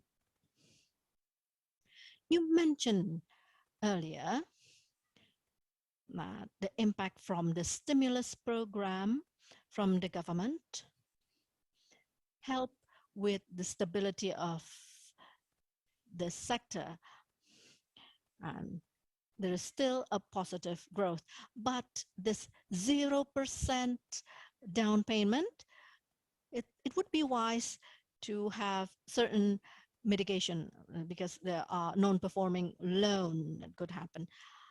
Now, what do you think? What's the impact of this stimulus program from the government? Perhaps we could start with Pak Haru and Pak Noval, Pak Paulus, and also Pak Marpolman. I'm keen to know all of your perspective. Perhaps start with Pak Haru.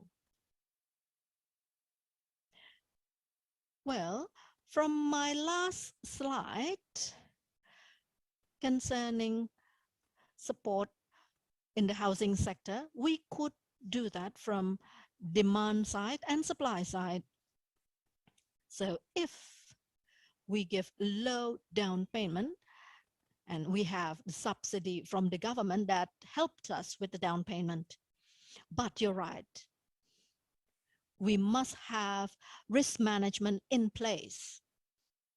But housing is a basic needs, especially for first time or first home owner. Now, this is important to assist them. They wish to utilize KPR. And we don't want to give this without further consideration. We don't want them to experience default. And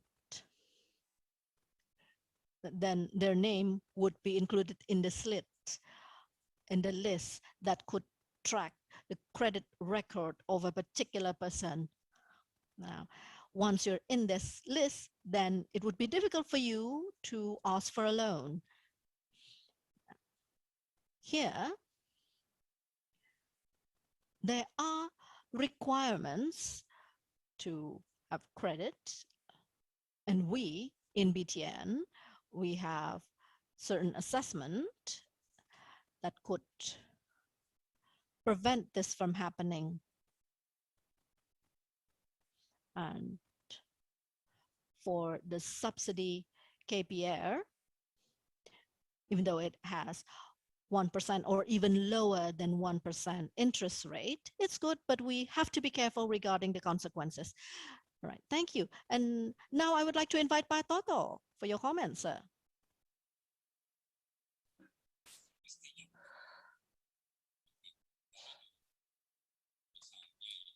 So take, for example, ISN, the government officials, the police and the military, they have a stable income. So to get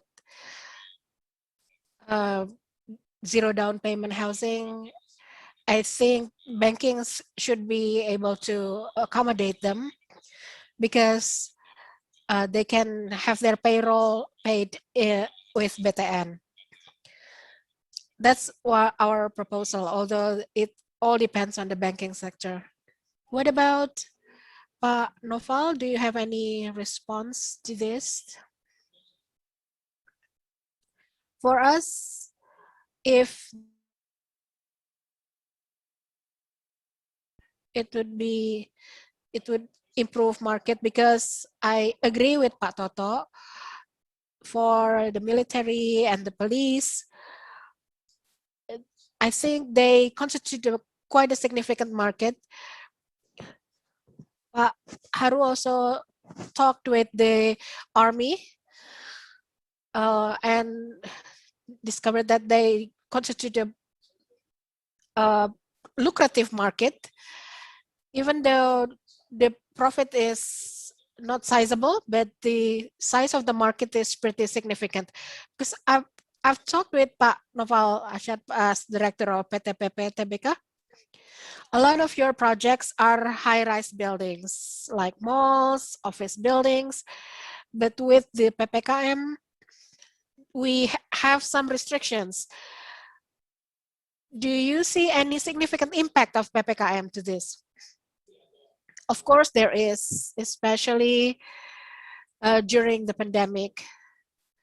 Maybe Pak Toto knows more about this because he knows a lot more businesses as chairman of RAY. Of course, there is an impact, but as I already said, we are currently in the process of recycling assets. How we can, so that we can rise again by recycling our stocks. I don't think that we should be pessimistic about this, because as Pak Sofian Jalils and Pak Toto shared earlier, how the regulations are geared toward more advantages for the property industry. Once cash flow is moving, everything, once the restrictions are lifted, then cash flow will start flowing and everything will start moving. And we still have to think hard about this. It's hard to develop new projects, but we can maximize our available stocks so that we can get cash flow from these available stocks. As to new developments, we need to look at our market, how our consumers behave. And the parts that are still moving along is the industrial zone, the industrial sector. And this should be supported by the government so that we can provide the buyers with competitive prices. Talking about support, government support, since last year, government had talked about extending the mandate of SMF to accelerate recovery of national economy. Can you share the concrete forms of this support? With the extension of state stockholders, we can help developers that are developing houses for low-income families. But we still remain a secondary financiers, not primary. And we also can work with micro credit for housing. We start with those two this year, and whereas for other types of financing, we can work on that next, once the pandemic is over and we can start working with the Public Works Ministry again.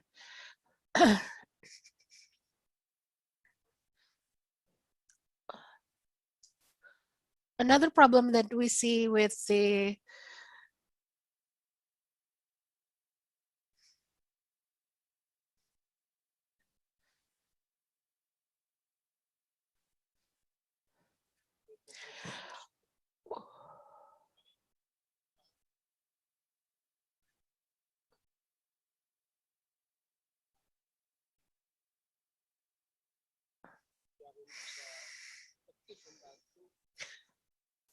We need to determine which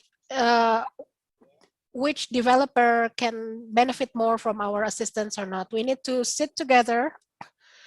There should be a leader to talk about housing. Relevant ministries should lead this initiative so that we can know our position, where the land bank position is, or where RAI's position is, which market we cater to, so that I think we need to develop that first, so that we can know the direction of our growth. And the government can can deal out incentives in a more pinpoint fashion.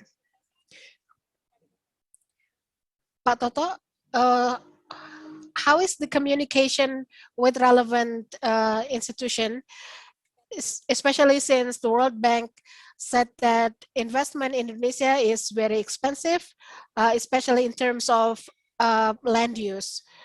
In Jakarta, for example, the regulation is 5% of the total investment. So what sort of coordination or what sort of communication of aspirations of the stakeholders to the government is done by RAI? Thank you.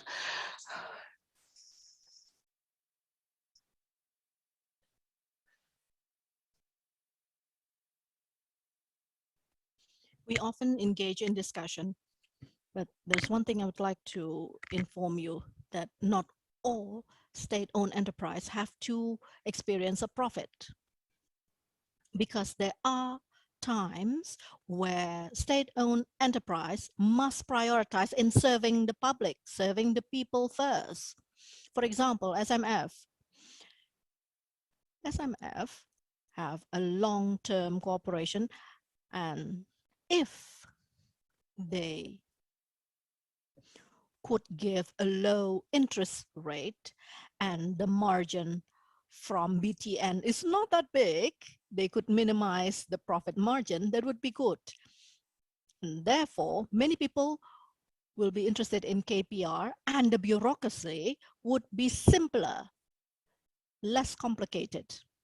And from Pak Ananta, I agree with him. We need to work together, sit together in one table. Now that's one of the potential solution for us. We could sit down together with Pak Haru, Pak Novel,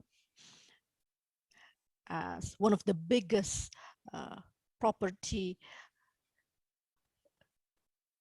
sector owned by the government. Now, I think it would be good for us to work together, involving the private sector, of course. And we could advance together. I guess that is all from my side. Yes, thank you, Pak Toto. Very interesting, sir. Pak Haru mentioned that there will be possibility you will launch like a virtual credit. How can you implement this, sir? Is this like an idea because we're in a semi-lockdown, or do you plan to implement this when, regarding the virtual credit? Well, I think it's already started. But if you could do it in a massive scale, then that would be better. And some time ago, we met with the Association of Notary. And hopefully, we could do this at a massive scale, because we cannot simply sit down and wait until the pandemic is over. So I guess that is all from my side. Yes, sir. Because when I hear the word virtual, it's always interesting, and it stimulates the user, especially millennials, because they have a high demand here. And here, I noticed Pak Mark mentioned about the market millennial.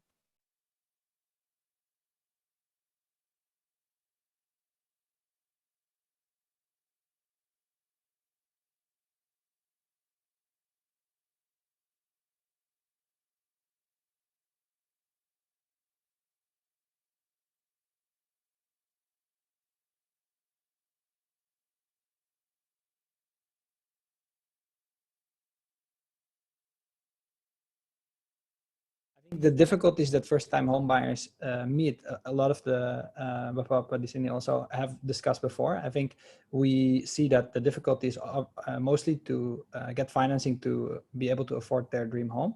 At the same time, I think the stimulus that has been provided, like they pay 0%, those things do help. At the same time, I think even though they pay 0% provides an opportunity for millennials, it's still the difficulty to actually meet the requirements for them to get the KPR that makes it difficult for those. Okay, we have to a little bit access of the technical property. issue with Mart. We can't hear you clearly. Okay, can you repeat your last sentence? I was saying, so although the stimulus of DP 0% obviously helps, I think ultimately the access to KPR and meeting the requirements for millennials based on their income is what makes it difficult for them to achieve their home. So I do think the stimulus helps, but ultimately, if we talk about the market and the size of the market, the millennials is definitely where the market at the moment is, because those make up all the first-time home buyers, pretty much. Yeah, we can take that as an opportunity for the growing market of Indonesian property. And it's very important to look at the situation as, you know, most of the millennials, they have like freelancing job status. And it's so hard to apply for a loan in terms of, you know, bank regulations and everything. So that probably can add up some input for your, for the regulators. Dan kali ini. And I've noticed there are so many questions from participants, from our audience. And with that, I would like to read some of them. And here from Pak Nugroho, during the COVID-19, I would like to know the prospect of property, especially for commercial housing from the subsidy program. What about its demand and the index housing scale year on year? So perhaps one of our panelists would like to answer Pak Nugroho's question. Well, if I could go first.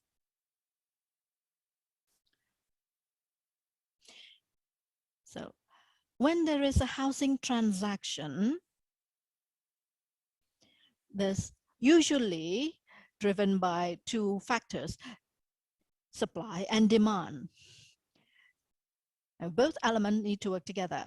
The supply side, if you could show my slide, now, the demand slide, we could assist them, especially for the middle housing segment. But I'm sure that we could do our best to assist with this. Now, how to compare between the subsidy and the commercial housing? Now, if we look at the essence, whether there is a pandemic or no pandemic, owning a house is one of the basic needs. It is important. And there are three components. So clothing, food, and housing. Now, here, in any condition, whether there's a pandemic or no pandemic, it's still a basic need. So, in my opinion, once we increase the supply, then the demand, especially for subsidy housing, will also increase significantly. That's my opinion. So I think we can concentrate on that. Whereas for commercial housing, because we prioritize the simple or modest housing, then we need other support like low interest rate and zero down payment.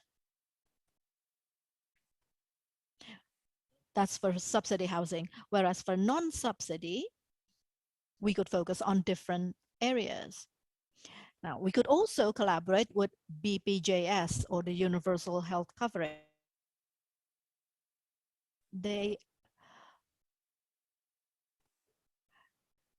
I'm sure they have other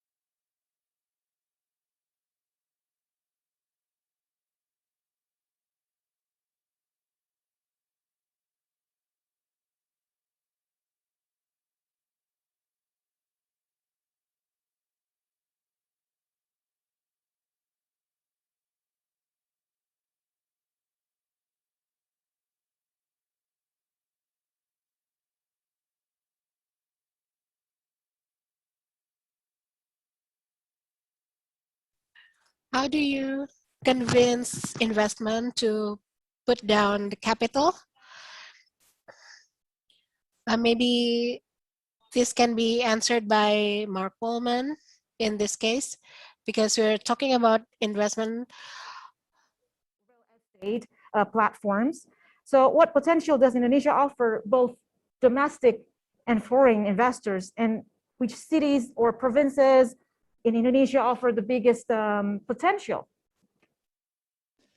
I think as a general question, that is actually a difficult question to answer, Will. I would say if we look at the global market and what role Indonesian property plays there, we see comparing to several of the other markets that we operate. If we talk about Philippines, for example, which is of course, neighbor country of Indonesia, we see that there the demand is highly driven by foreign investors, which also brings its difficulties. I think the property market did very well there, but now also as the pandemic arrived at the same time, of course, in Philippines, we saw that foreign investors were the first to exit the market, and that led actually to a very drastic negative trend in the Philippines when we talk about the demand and the pricing as a consequence of that. So I think Indonesia has strict requirements for foreigners to buy property. And of course, we welcome the opportunity to be able to sell apartments, for example, now to foreigners with certain restrictions. But I still think foreigners make up only a very small part of the overall property demand in Indonesia. If we talk about the potential segments, I would still say from Lamuri's perspective, what we see is that the demand now with an ever-growing middle class is still driven by end users. And I think that makes a very solid investment case. I think there's a lot of opportunity to speculate in the market. But if we look at end user demand and the growing middle class, that will, pandemic or not, that demand will keep growing. If we look at the housing shortage, therefore, areas like satellite cities around Jakarta, we see basically Bodetabek as a very strong investment case. I think there is very limited that investors can do wrong there. If we talk about more speculative markets, obviously Bali had now a significant, we see a significant negative impact on the land price, but that also provides an opportunity for people actually to jump on this opportunity and to get a very good price property at this particular time.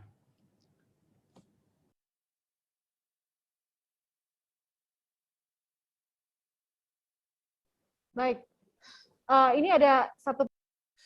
I have one relevant question from Muhammad Faizin. He asked if the capital is, if we do move the capital to Kalimantan,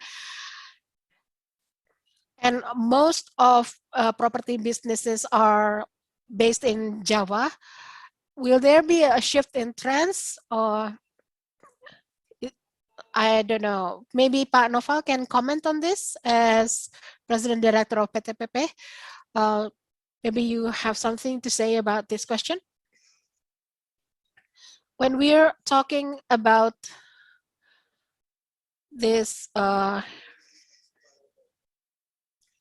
trend, we can't say, based on our available data, we cannot say with any certainty. But if we move it there,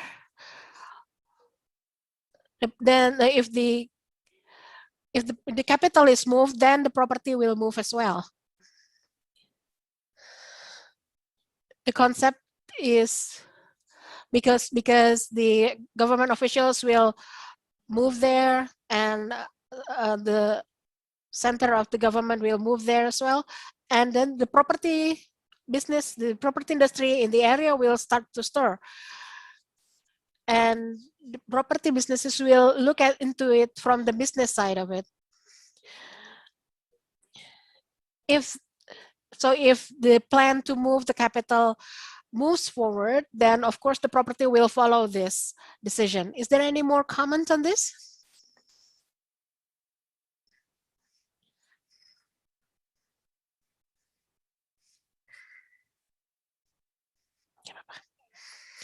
Pak Haru or Pak Toto, maybe? No? Okay. So I will ask the panelists to share their closing statements, seeing as we have very limited time. We will start with Pak Ananta Wiyogo from SIM. Just briefly, as a closing statement for our discussion this afternoon.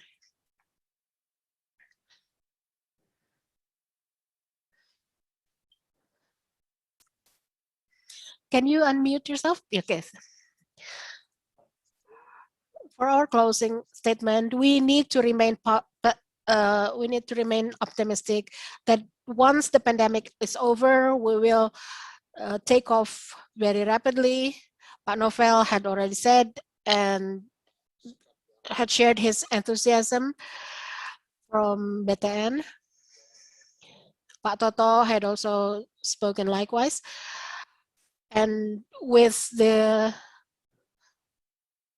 marketing technology that is shared by Lamudi, that Pak Mart had shared earlier, I think that can be supportive of this regrowth. Next, I would like to invite Pak Paulus Toto Lucida, Chairman of REI, to share his closing statement. Thank you. Everything had been said by Pak Novel and everyone, and how pricing and policies in Indonesia with the facilities that are available, we are on track for national economic recovery. I think we have come up with a good idea of sitting together to discuss this, to communicate together how the property business can develop in Indonesia. With PTPP as state-owned property developer in Indonesia and other stakeholders, and to respond to the facilities that are given by the government to support us in our regrowth. And we need to be optimistic that by the end of this year, the property business has to rise for our future. Thank you, Pak Paulus Toto Lucida. Next.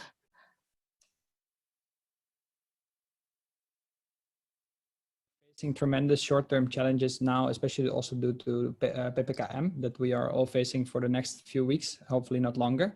I think the potential of the property industry remains very, very strong also with the incentives provided. I think it's very difficult to say secara umum, property industry is of course facing difficulties, but opportunities lie particularly in the segments that are driven by end user demand.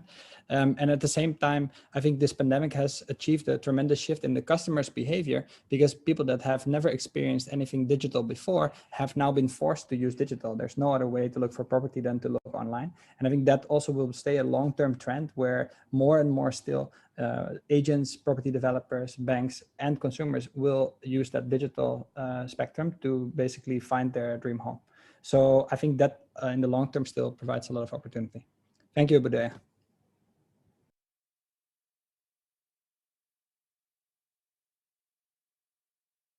Thank you, Matt Portman, Managing Director of Lamudi. Next, I would like to invite Pak Novel to share his closing statement. Thank you.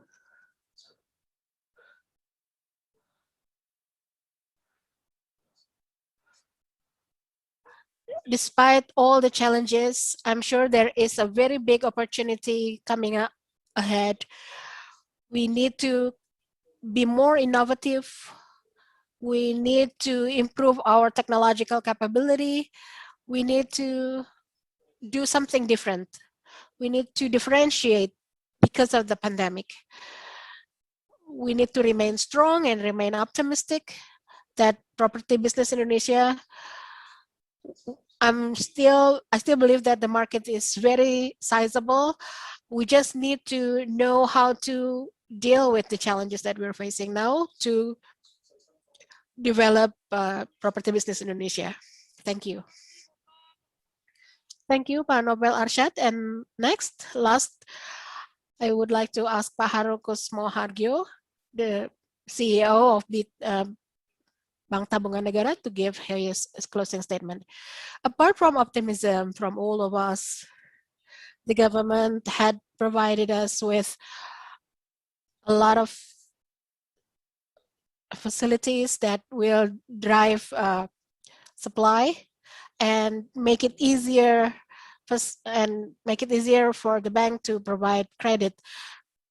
As has already been mentioned, but for example, by Pak Novel, we all have engaged in innovation and work hard to use of the available stimulus to provide housing for Indonesian people.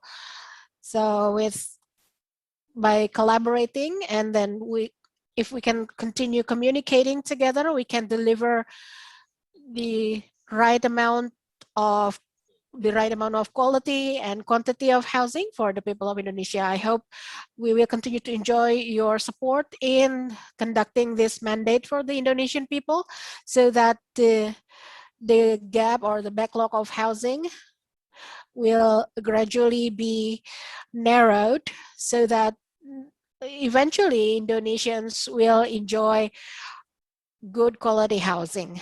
Thank you. Thank you, Pak Haru Kusmoharjo, CEO of Bank Tabungan Negara.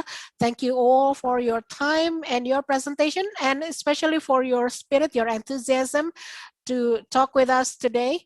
Pak Haru, Pak Toto Paulus Lucida, Pak Mart Poltman, thank you so much. Pak Noval Arsyad and Pak Haru Kusmoharjo. I hope everyone stays healthy.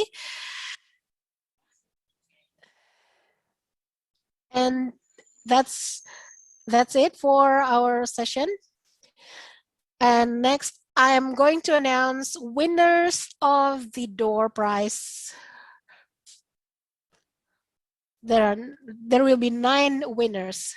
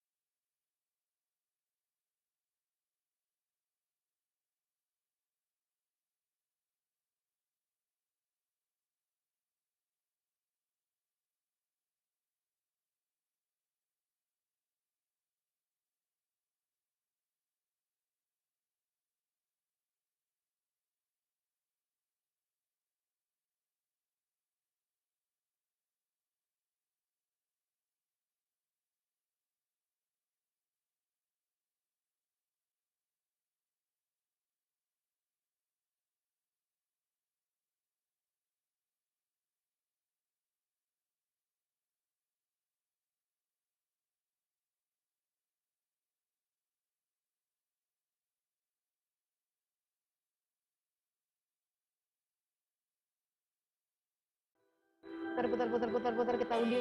Oke, stop. Siapa yang menang? Rahayu Trisna M. Congratulations, kamu mendapatkan Rp500.000. Satu orang lagi ya. Oke, tenang. Tarik nafas dalam-dalam. Mari kita simpan dulu. Now, let's roll it. Start. Okay. And now, I'm going to say stop. Siapakah pemenangnya? Selamat, Yogi Satrio Bagus. Anda mendapatkan Rp500.000. Tenang, jangan khawatir. Don't go anywhere because we still have some more.